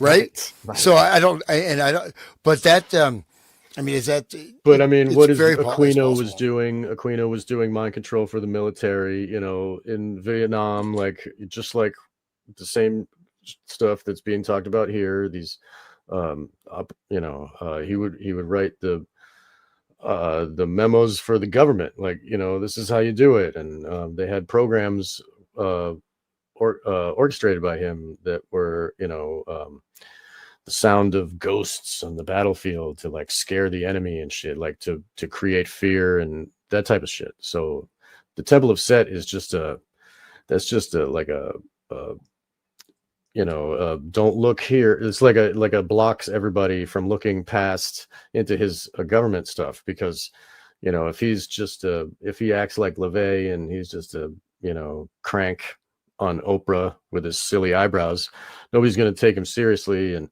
oh yeah, and then people accuse him of the Presidio stuff. Oh yeah, well that's just because I was on Oprah and I've got a face, and they false memories, guys. And so like it creates the loop of that's not true, maybe question, I don't know. And meanwhile he's like collecting Nazi memorabilia and doing like dark ritual and Webelsberg Castle or whatever. Yeah, like Yeah.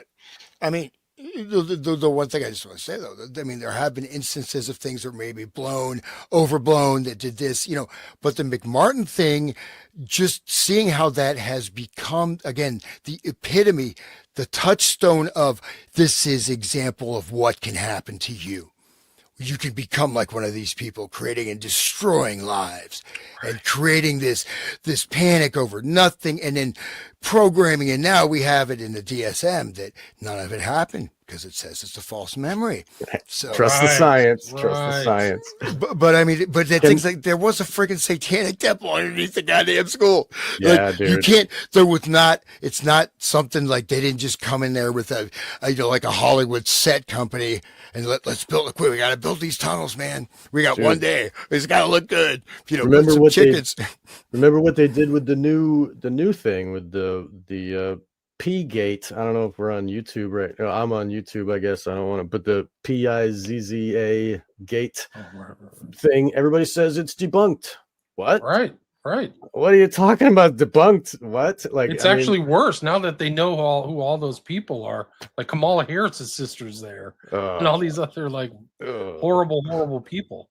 Like they covered that up. But it's interesting you guys bring up all the McMartin, because once we get through this whole introduction, there's Eberly. He brings up Eberly, false memories. Was it FMSF or whatever it was? So he's on point, man. He knew that he knew that McMartin was real. Like that's the whole thing about how consistent McGowan is, because he doesn't fall for a lot of this claptrap, this propaganda stuff. Like he's like, people are creepy, dude. Like he knew it. Like he was so solid. He digs up the documents. Solid. Yeah. So look at the finders, dude. The finders just disappeared, right? I mean, this shit. Right. What happened? Debunked, whatever. Yeah. No, they're still out there. They're still yeah. Friends of Animal Society. But I mean, the finders. That was like they were taking apart goats. The children were having. It was a huge network too. A lot of sophisticated people were in the that trauma of the children. It's like, how do you traumatize them? Oh, the bloody goat, like oh man. So it's so dark, man. So just anyway, this is the picture of Chapman. He bought like a postcard with the wizard and that. May I say about that picture? Just sure. So like the idea of the little girl and these other characters, those are the altars. Okay, the courage comes out when she needs courage. The brain comes out when she needs a brain, and the Toto is her shadow self. That's like her subconscious, and like, anyway, so like when she is in need, when she's on this adventure and she like, needs courage, like the other self can pop up, like, and kids that are familiar with their other selves and the other selves can communicate inside.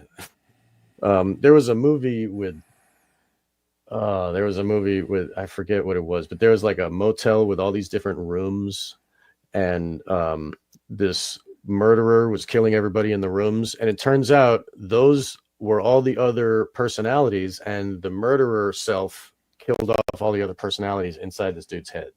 That's what it was about. I forget. It had John Cusack, and he was like the murderer guy, and we would think it's a real motel or whatever, but anyway, there is communication in the head between the selves, and that is what is being expressed here, and it's a perfect tool for for the programmers to use that as the scaffolding of the internal worlds. They have all the masks, right? If they have the faces are almost similar. They all have the same face with a mask. Right.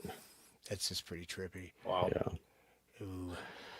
So yeah, and the lion and the Tin Man, and that, you know, the lion is like the British, like, anyway, and the Habsburgs, and the Tin Man is like in industry, and you know, straw. It can go pretty deep with the other metaphors and the other allegory, but the idea of a little girl who needs these other selves to keep her protected on her journey, you know, that's what's going on there. Levi says, thank you, William, Hans, and Sean, for an informative presentation. Thank you.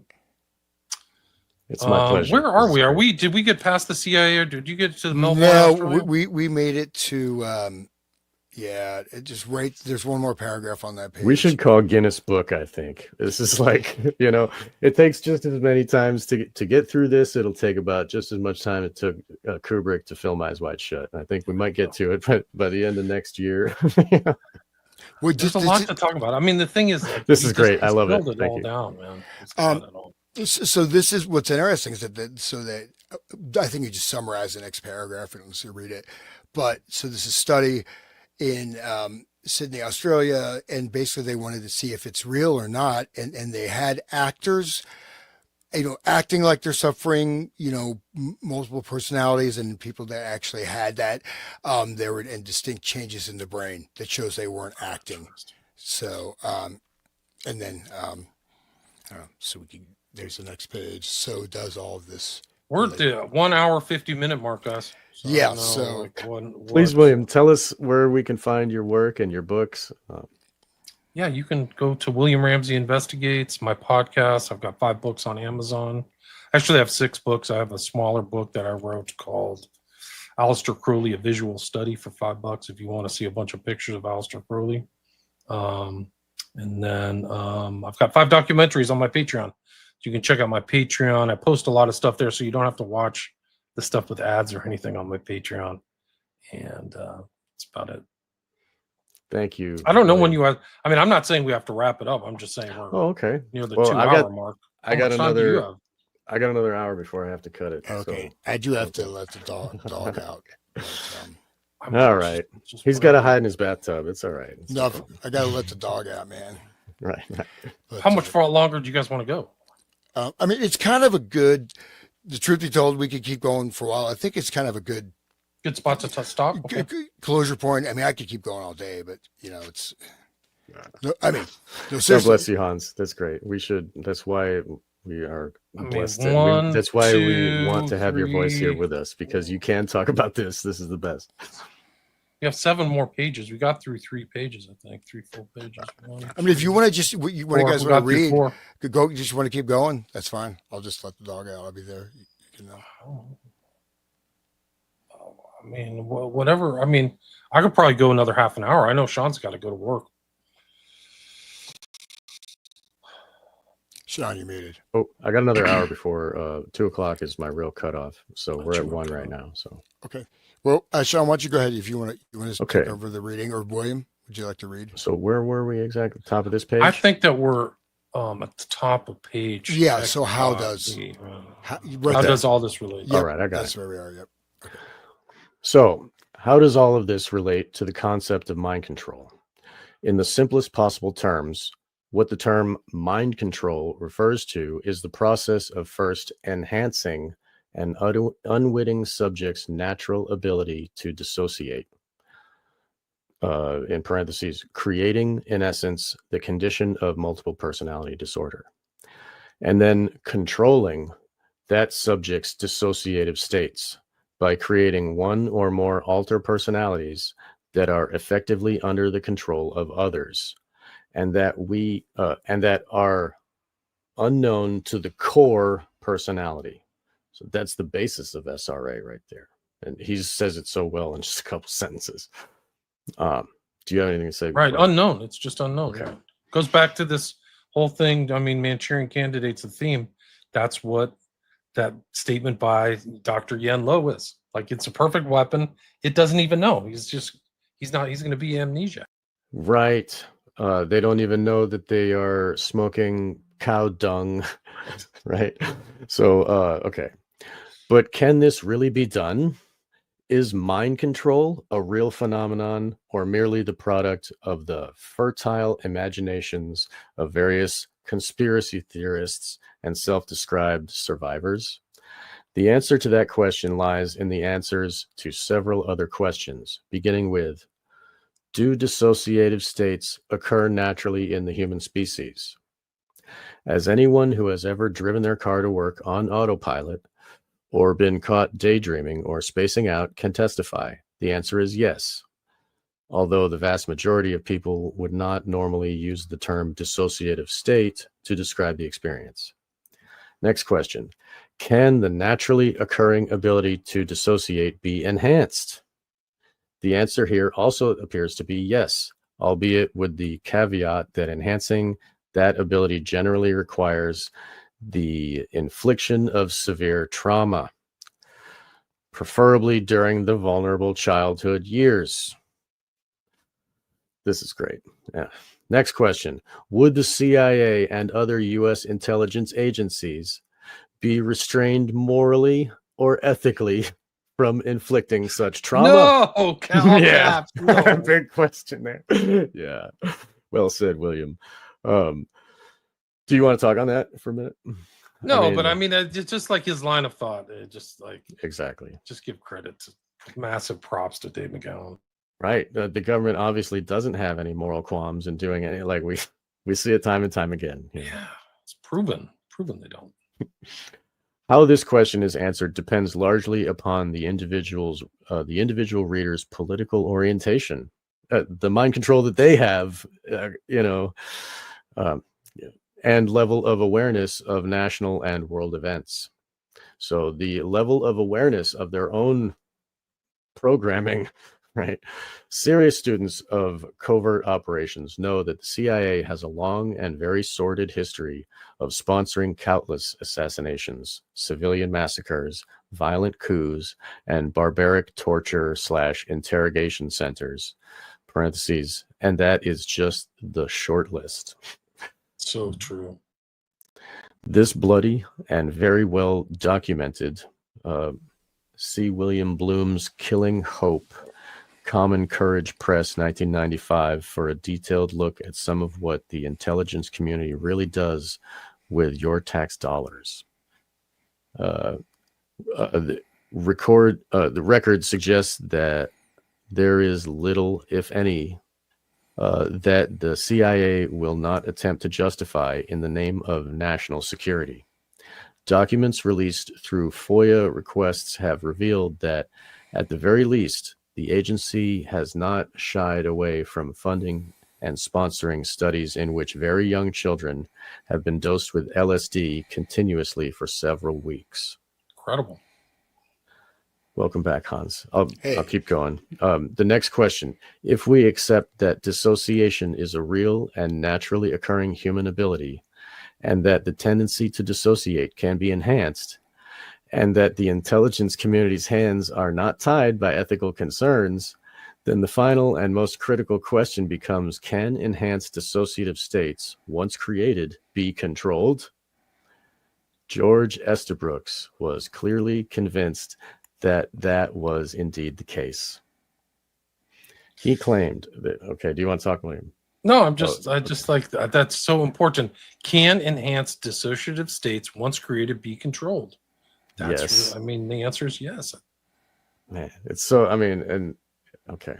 So George Estabrooks, again, this name that we're going to get into in the further episodes, he claimed that once a person's core personality had been split, it was then possible to control one or more of the alter personalities without the conscious awareness of the primary personality. This process, according to Estabrooks, allowed the intelligence community to create super spies, unwitting agents who were willing to follow any orders unquestioningly. And they would smoke cow dung while they do it. They don't know. I mean, everything is totally gone. They have no awareness. Just like in Manchurian Candidate, what we saw. So, getting back to this, among other duties, these super spies made ideal couriers since they could be fed sensitive information while in a controlled dissociative state and therefore have no conscious awareness that they were transporting important data.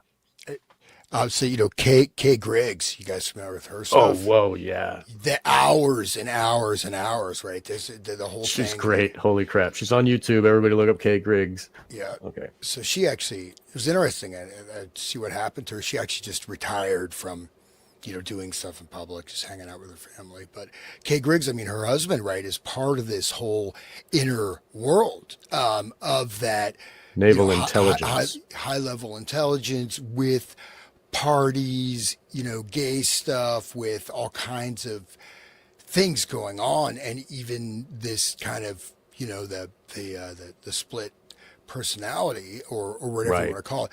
But He would get drunk and spill all the stuff. Go ahead. Sorry. no, yeah, go ahead. Yeah, that's all. Okay. Well, yeah, he would get drunk. You were saying earlier about the drinking alcohol is almost a different personality, and they are encouraged to drink alcohol. And at those parties that Kay would talk about, is like way lots of alcohol. And that's the only way that he could like really live his life, is totally drunk the whole time. And that it suppresses his mind from realizing, it's another way of occulting, anyway. So even under torture, the super spy would reveal nothing. For as far as he or she was aware, there was nothing to reveal. Someone at the receiving end who was familiar with the super spy's programming, however, could readily extract the information, after which the super spy would remain blissfully unaware that a mission had been successfully completed. And just like the Manchurian Candidate, he was, he's playing solitaire, and the guy tells him to go jump in the lake, and he didn't know that he did that. I mean, his friend pulls him out of the lake. He says, "What are you doing?" He says, "I don't know." So, okay. And there were some hypnotic couriers, even during World War One. So, I mean, this is something that there was some knowledge. And I think also, if you look at magic, right, quote unquote, what would be typified as magic, say in the Renaissance, people would do types of rituals, right? Depending on their strata of society, but still, in a certain way, Queen Elizabeth, I mean, John Dee was performing magic rituals for her, and Right.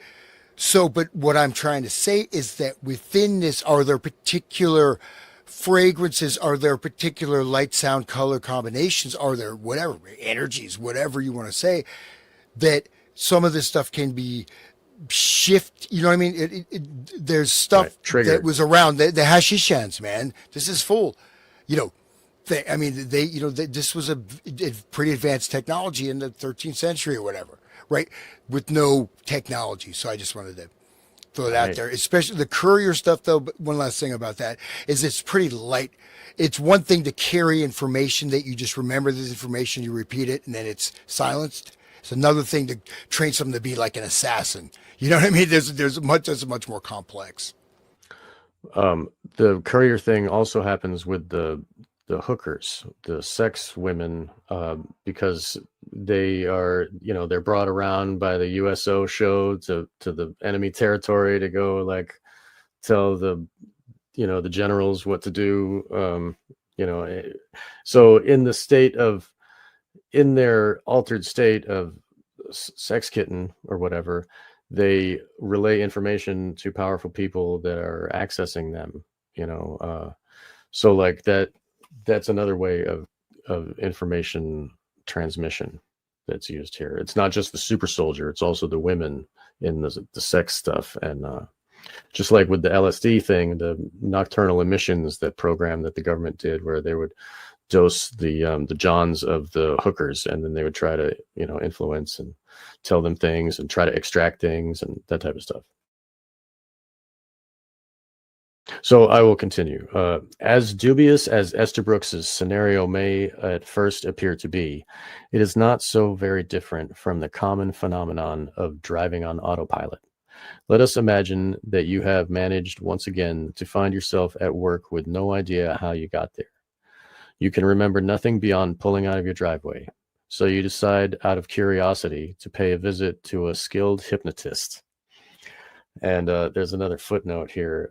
Hypnotism is another phenomenon that is regarded with considerable skepticism by both the general public and the scientific community, although there are signs that that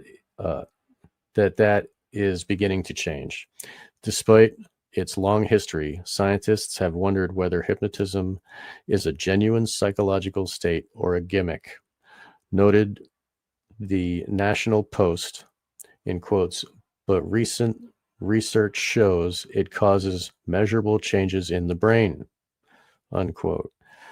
A number of mainstream media articles in recent years have begun to acknowledge the effectiveness of hypnosis, especially as a means of pain control. Lamaze childbirth techniques, for example, are really just a form of self-hypnosis. Psychology Today noted that hypnotism is not an all or nothing phenomenon, but rather a continuum. Most people can be hypnotized to some degree. The other question is how far. The same can be said, of course, of the ability to dissociate, which largely determines susceptibility to hypnotism. Okay, so like if they dissociate easy, then a hypnotist can easily hypnotize them. It's a symptom. And I want to say that it's I think important to bear in mind that our society, in a sense, has become hypnagogic, right? It has. We are surrounded by images, media flashing here, there. You know what I mean? Social media. You can scroll, you go here, there. You know what I mean? So it's like that flood of images or whatever. Before you fall asleep, it goes into, but also this misdefinition of what hypnosis actually is at fundamental to expanded, and how this is differentiated from, say, proper functioning, right? It's like, we're looking at a thing, everybody is the level of hypnosis is quite high, much higher than it was in the past. And but then we don't have the definition, cerebral inhibition, right? You can be hypnotized and not even know, because this, but then of course, we have to define it. So we'll go on from there, but still, like, we don't, you know what I mean? It's like, yes, there's different extreme amounts, but NLP is if you do like the pickup artist things, right? These guys were really into that. Back, they're probably still doing it, which, whatever, good for them. As just using all these advanced. No, a friend of mine unfortunately passed away. He gave me this like huge CD. It's like 20 CD set. It was just all NLP hypnosis techniques to pick up women. I did not get through. I don't listen to it, but it was like this whole like seminar, man. People paid this dude paid a lot of money to go there. But crazy, but that's the thing. There's a susceptibility to transinduction. When you're at the gym and the screens are flashing, you're not, notice you can't get away from the music, the background music. You can't get away from the telescreens. You can, but I'm just saying, man. In general. Yeah. Yeah. It's 1984. Anyway, okay. So yeah, I agree. Like that episode we did about doom scrolling and what it does to our heads. Like, yeah, you have a lot to say about that, Hans. That's great. So, okay, you could decide to visit a hypnotist who succeeds in putting you under, so to speak, while the hypnotic trance, another term for a dissociative state, you would be able to relate to the hypnotist and anyone else in the room all the mundane details of your drive to work, because it is your subconscious gets it all. Your conscious mind might not record it, but the subconscious does get everything. So the hypnotist can access that. Once brought back to a normal state of consciousness, however, you would still have no conscious memory of your drive to work unless instructed otherwise by the hypnotist. Unless the hypnotist gave your conscious mind, your front personality, the information, because it's severed from the dissociated other self. So William, could you do the page next? You would have served in essence as a super spy. All that is missing from the equation is the element of control. And how would that control be attained? Estabrooks shied away from the details, maybe not in that FBI document, only alluding to the severe psychic torture that is required to split a person's core personality and then exert control over the alter personalities that are created. The trauma is often referred to euphemistically as a form of hypnotism. In one passage, for example, Estabrooks noted that multiple personalities are caused by a form of hypnotism in the first place. We will see that emotional shock produces exactly the same results as hypnotism. Wow. So later he came to later he came a little closer to the truth. Multiple personality can be both caused and cured by hypnotism. Remember that war is a grim business. Suppose we deliberately set up the condition of multiple personality to further the ends of military intelligence. Still later, he came even closer. Everyone can be thrown into the deepest state of hypnotism by the use of what I termed the Russian method. The Russian method, not the Manchurian, right? No holds barred, deliberate disintegration of the personality by psychic torture. The subject might easily be left a mental wreck, but war is a grim business. The war itself is the trauma, and, they talk about in Full Metal Jacket, the 1,000-yard stare, like the people, they change, their eyes change. Like after Joker kills that woman with his revolver, his face changes and they're like, oh, you could get the Congressional Medal of Ugly. They're like making fun of him because he's different now. Now he's sealed into the hell, before he shoots, there's like an upside down pentagram on the flag behind him. It's like they successfully turned him into a murderer. His compassion did it, but but it changes you, and it's that is it's another self, and that the shell shock that the term from World War I, and they started like talking about it, and it got turned into euphemistically, it kept euphemistically changing, like what George Carlin said, the adding more syllables to the, now it's post-traumatic stress disorder, and like that, it pulls you away from the power of the word of shell shock. It tells you what in the word itself, but then in a sense, the neurolinguistic programming of giving it all those more syllables and hyphens and, doctorizing it and putting in the DSM, it like turns it into just a number, and it's not really a person getting changed. Turning it into a movement where it becomes a normal way to talk about things. Right. Oh, I'm having PTSD, right? Very, very well said. And so people, and then the trauma, you see people like, at least I've heard from others say that, they're, especially some younger people, they're just unable to function. I have trauma, I have this trauma, and they shut down. They have these meltdowns. I mean, just, trying to deal with them in certain types of settings, whatever. Not, of course, I'm just saying as just sort of information inputs, but that level of, you take something that is actually like the shell shock. If you look at the video, right, early video of people from World War I with shell shock, see that. Okay, this is serious, man. This is not what people associate PTSD or trauma with, right? It is a really severe, thing that is that's there. So but anyways. Yeah, look at the art of Otto Dix, like the grim visuals of war and how, grim business indeed. Holy crap. War is indeed a grim business, as Estabrooks was apparently fond of stating. But that in a sense wipes away the morality factor. Oh, it's grim. We don't have to care. Like, whatever. It's just part of the business. doing what I'm told, boss. You know, just like in Nuremberg, like just following orders here. That's the timing. This is Estabrooks is right around World War II, so he talks a lot about wartime application of this stuff. So if we can get done with this page, we can finish off with Rogan, which Hans mentioned earlier, the hypnotist at the Comedy Mothership. It's actually a perfect place to do the video because we're going to talk about brainwashing and cults. I love how we tie it to current day stuff because we're talking about World War II time, but I mean, it's still, you know, even Joe Rogan talks about it. So, so yes, it is a grim business, and you know, whatever, just write it off on the paperwork and file it away, and no moral judgment here. I'm part of the group. I don't have morality. Anyway,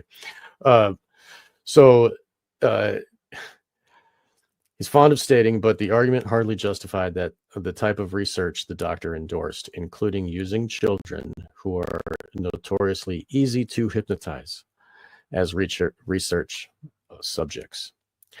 Decades after the publication of Estabrooks' seminal work, another psychiatrist hypnotist by the name of Paul Verdier, Verdier,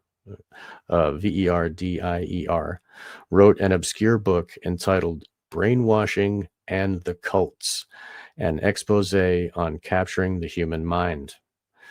Verdier's manuscript began on a promising note with this acknowledgement: it must be accepted that brainwashing is now being used here in the United States by devious persons with personal gain in mind. Unfortunately, the author followed that bold proclamation with a woefully inaccurate accounting of who those devious persons might be. He did, though, provide a reasonably good description of the process of mind control, although Verdier, like Estabrooks, did not use the term mind control. By Verdier's account, the objective of the would-be brainwasher is to access those areas of the brain that are outside of the individual's conscious mind. This is accomplished, the doctor explained, by circumventing the normal inhibiting response to the cerebral cortex, so that an individual's voluntary conscious self-control will be bypassed or short-circuited. In order to disable what Verdier referred to as the brain's cortical block, all of the following were recommended: alcohol, euphoric drugs, isolation, solitary confinement, and the most dramatic and unique item in the brainwashing arsenal, hypnosis. All of these brainwashing techniques significantly have been exhaustively researched by the CIA. Verdier went on to explain that in order to achieve truly lasting states of brainwashing or mind control, it is necessary to subject the victim to profound and deep emotional states. The recommended emotional states are fear, shock, and anxiety. Make you think of 9/11, never forget, right?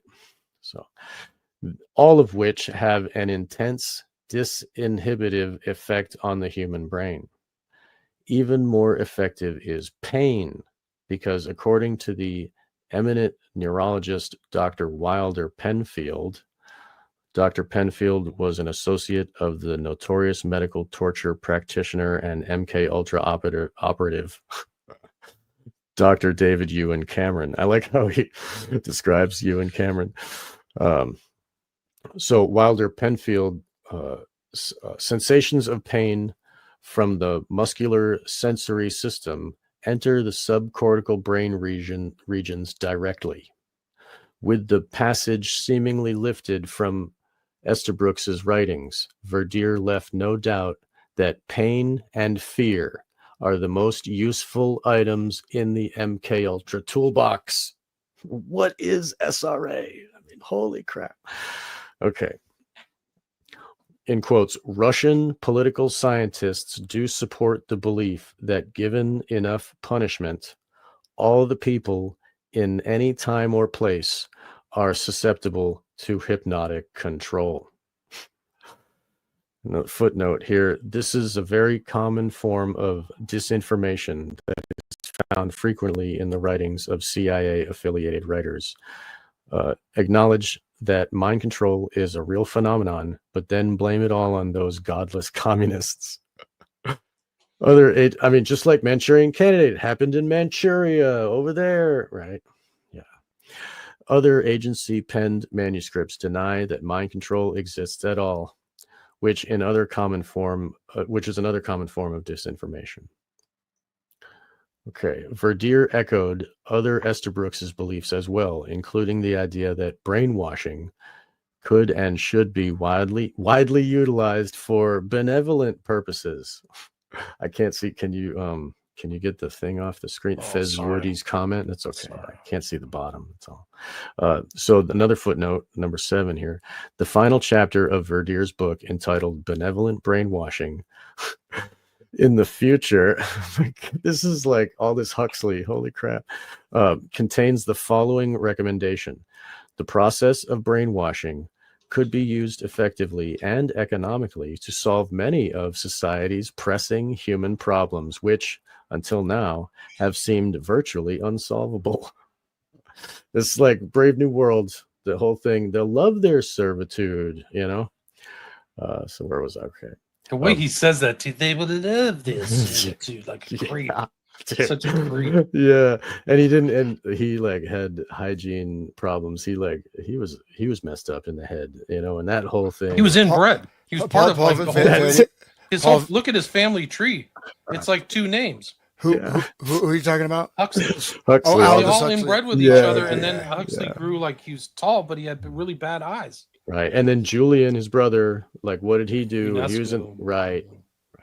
So that's all government right in there. Okay, so that's world government. Yeah. Well, Huxley was a protege of H.G. Wells, right? Yes, and he was part. There was a whole OTO, you know, scene. The early one directly founded by Crowley and all that stuff, and that was Crowley. And the Fabian socialist, like Margaret Sanger and H.G. Wells. There's good evidence that Crowley painted a portrait of Huxley.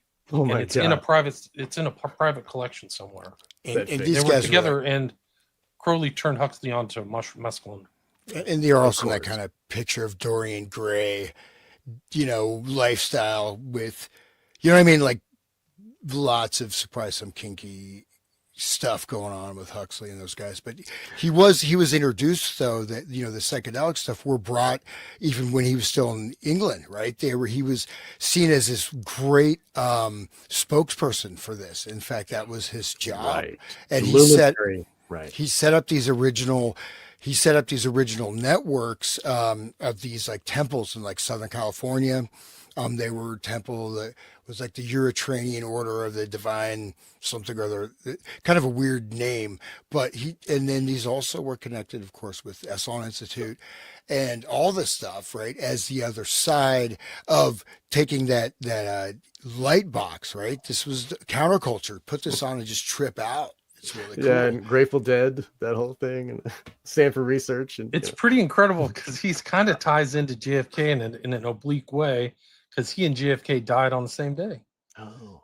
And he was taking acid too. Huxley, his wife, was dosing him with acid as he was on way out.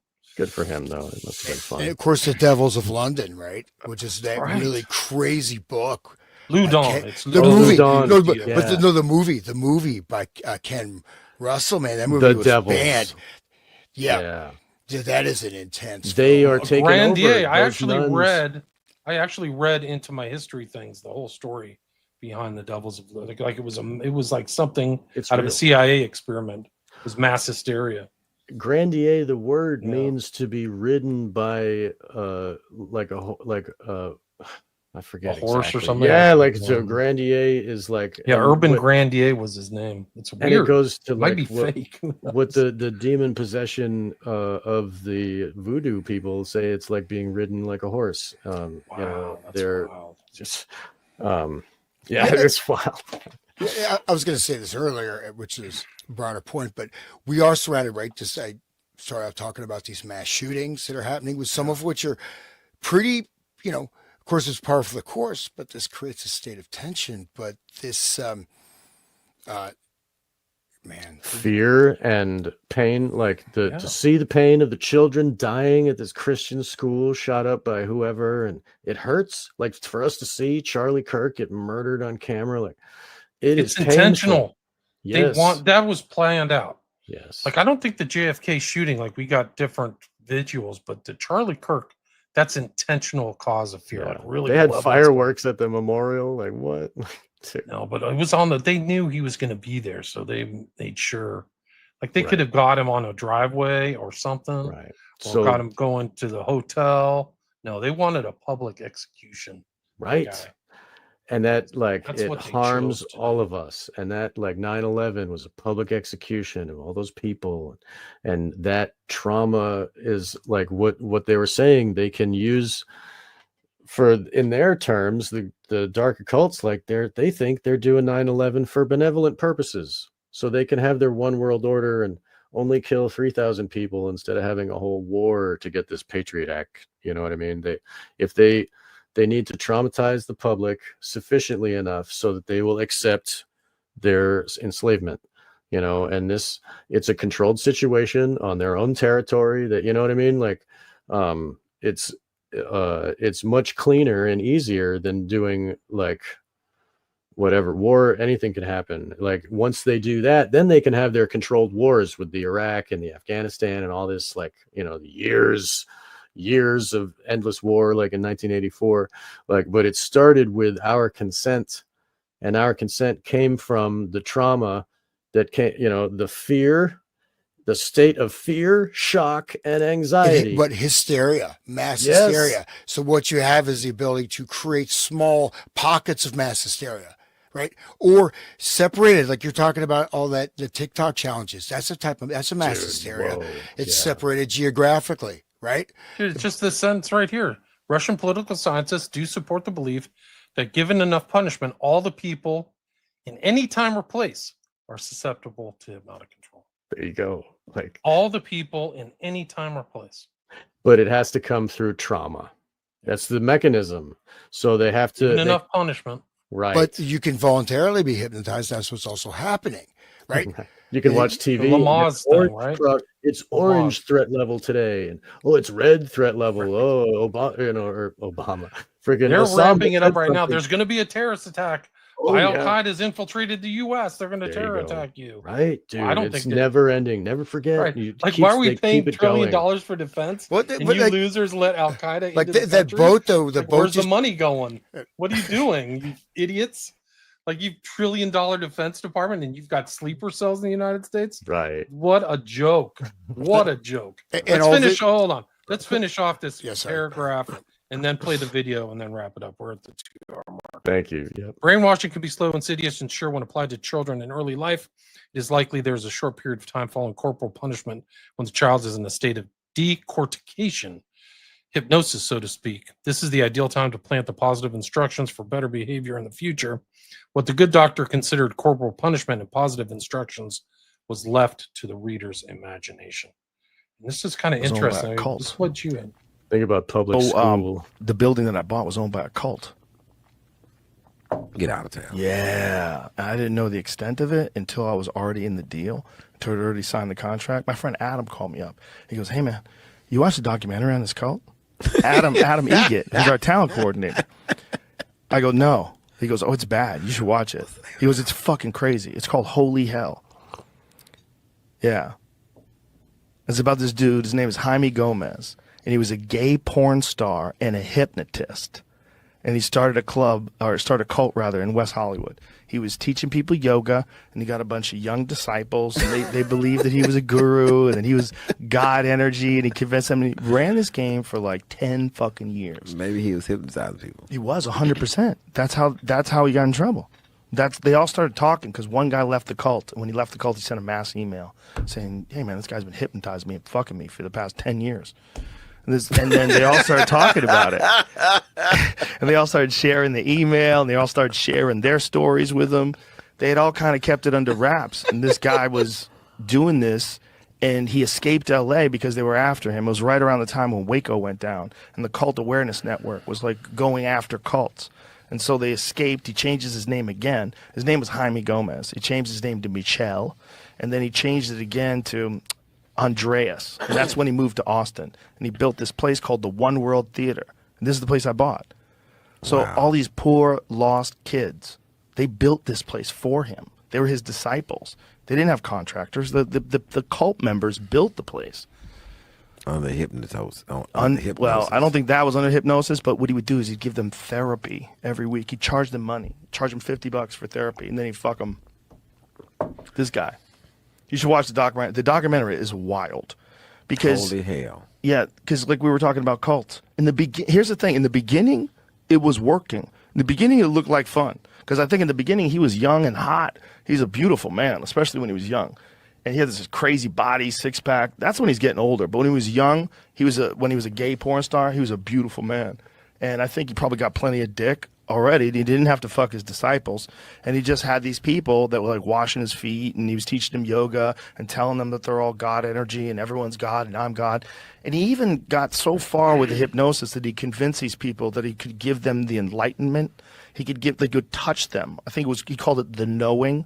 And it would be like this big thing. You had to earn the knowing. But when he gave it to these people, just the power of suggestion, these people were like they were having these like ecstatic, psychedelic experiences. Like they encountered God, and it lasted for days. And these are people talking about this after they left the cult, after they knew he was a con man, after they knew that he'd just been hypnotizing people and fucking them, and he was just full of shit and getting plastic surgery and all kinds of wild shit.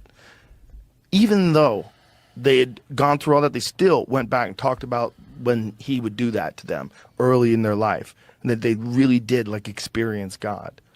They was on shrooms. I don't think they were. I think it's the power of suggestion, because I've seen it at. Have you ever seen a comedy hypnotist? Yes. They can do some wild shit to people. That's a comedy hypnotist in front of an audience. Yeah. If you're a real hypnotist, like this guy was, and then nobody know it, and you're just doing. And you're trained in hypnotherapy. You know how to get people to think. And if you've learned how to get people to think that there's this thing that you have, and you can give it to them, and you hold it over their head for a long fucking time until you actually do give it to them. And when you do give it to them, they believe it wholeheartedly. Yeah, and so they actually experience it. Because your brain can produce all kinds of wild chemicals. Your brain can produce. He gets it. I showed that when I was on Tripoli, or tinfoil hat, we did the whole thing with the Latino guy, the Latino actor, and how Charlie Manson would hypnotize them into thinking they were drunk and on heroin, and their brains had already had the experience. So it's almost like he was able to hypnotize them into the state of that. I can show that video too. Actually, I'll bring it up. There's legitimate psychedelic. There's a cult member, I guess, a guy that's on. They had a little small documentary on Vice, and you know how insidious Vice can be. But anyway, this guy, he's like a Christian. He's like 20 something, and he wears fresh caps, and he's got whatever, and he looks like kind of like a hippie. And he quit drugs and went to Jesus, and then he has these sessions with all these people where they imagine that they're still doing drugs, but they'll like hold up nothing to their lips and inhale, and then they'll feel high and party, but they're just partying with the Jesus energy, I guess. And we're getting high on God and stuff. And like, he's programming them to like, act like you're rolling the joint and act like you're breathing it. And like, they feel high. They are induce the trance in themselves. It's really weird. Let's go back here. Psychedelic chemicals, like full-on tripping chemicals. Yeah. So if this guy can convince you that that's happening, your brain probably does dump all those chemicals out because you think it's actually happening. That's crazy. Crazy. So he's kind of telling the truth, which is the most fucked up thing. He's kind of giving you this experience, and it is a real experience. But the whole thing goes off the rails. It goes off the rails. And eventually they actually fly him to Hawaii to get rid of him. Damn. They can't get rid of this guy. And why he can't be arrested for the nonsense that he's doing? See, the thing is, if you're going to arrest him, like those people are there because they're willing to be there. They want to be there. They believe in him. 20 people went with him to Hawaii. But when the cult broke up, a bunch of them flew to Hawaii with him. That's control. We started a whole new cult over there. The Texas thing was a complete debacle. And he's old man. by then. He was raping kids, man. You know what I mean? He was raping He was young, and he was his like sons this and beautiful daughters. guy. Yeah. Was convincing They're everybody. underage, some of them. Think about Jim Jones and those people. Like they He's they dark. drank the Kool-Aid if they did drink it. If they weren't mad. But that whole thing is same. But he kept getting. He had all. It wasn't drug related, right? But it was this body and energy, and everyone was really good looking and hot, and you know what I mean, and the whole thing. But You met Charles Manson. Okay, good. So this is Manson hypnotizing Dan. I think his name's Danny Trejo. Yeah. Trejo. He was in Heat. He always Right. plays like the bad guy or Machete or something. So you met Charles Manson in prison, didn't you? What was that story? Can you tell us that? County jail. In the county jail. But let me tell you, Charlie wasn't the guy that you saw on the TV specials. All right. He was he was like 5'4", 5'5", little scrawny. He was poor, kind of like a bum, really. He had a string for a belt. He tied his pants with a string because he couldn't afford a belt. And everybody else, we dressed, cool, ironed our pants, and so some of the prisoners were going to take advantage of him because they'd take advantage of anybody that's small. And we found out that he could hypnotize you, so we let him sleep in front of our cell to make sure that nobody would hurt him, and he got us loaded on weed, and.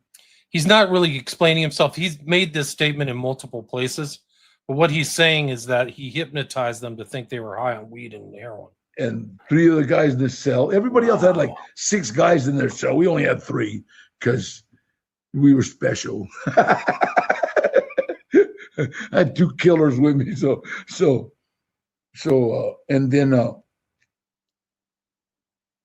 And then he got us loaded on weed, and I said, "Well, get us loaded on heroin."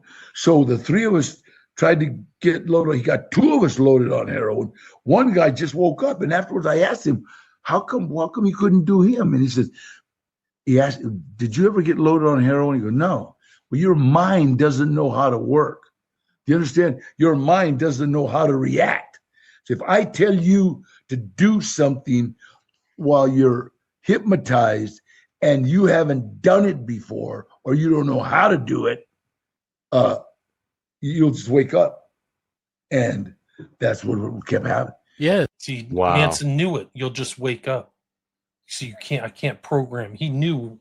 He was an experienced hypnotist, Manson. So you're saying that he was in you guys loaded connection up with on Jolly heroin and a week, West but there was, too, right? Like him and Jolly and West were in connection, and Haight-Ashbury, weren't they? I don't know if they've ever made that connection. I know that the Manson family was seeking treatment at the Haight-Ashbury clinic. Well, When he was in jail, he was visited. I don't know. No, Jolly West was running his hippie house, right? So Jolly West had this. Not only there was the free clinic, right, where Manson's parole officer was there, but Jolly West was running.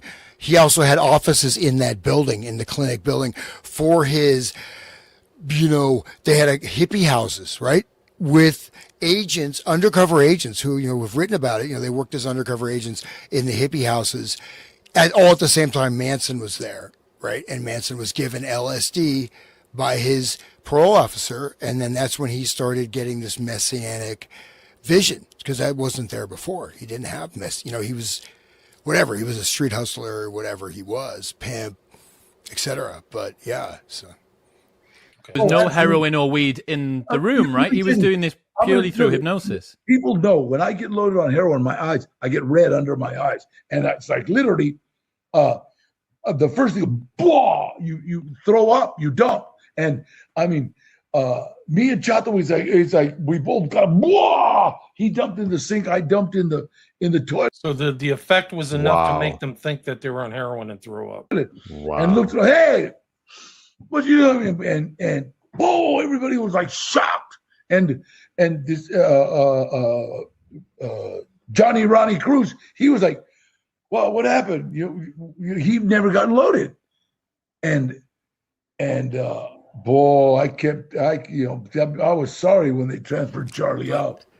It's all right, because he was getting drunk. He was getting high for free. You got unlimited access to anything that you want because he can just keep on hypnotizing you back into it. What was he in for? Do you know why he was there? Yeah, I have no idea. He was nothing of any. Trejo's told the story. These guys got to be hard to hit. Oh no! I just hit the wrong button. Sorry, Sorry. Real quick. These guys must be hard to hypnotize. These are convicted murderers, right? These are pretty hard at. I don't know. A lot of them had trauma when they were kids, probably. If it caused them to Don't be you that. think that's why they're in jail? Probably. Yeah. Dad beat the crap out of them. I got to run, guys. So you guys can. Thank you, William. You can stay on, but I have to go too, great. man. So no, I got to go too. Thank you very much for your time, and thank you for bringing this. And just having this to read from and to talk openly is just so awesome. I'm so glad that we had this recorded, and thank you, listeners, for listening. And there will be a part 6. Yes, yeah. We will schedule that. Wrong. Yes, perfect. And everybody should visit WilliamRamseyInvestigates.com, and everybody should visit the Resonant State and see Hans's work. And please visit Wake the Dead if you're one of their listeners. Thank you very much for joining us. Awesome. Have a wonderful day. Yeah, peace. Bye-bye. Peace, everybody.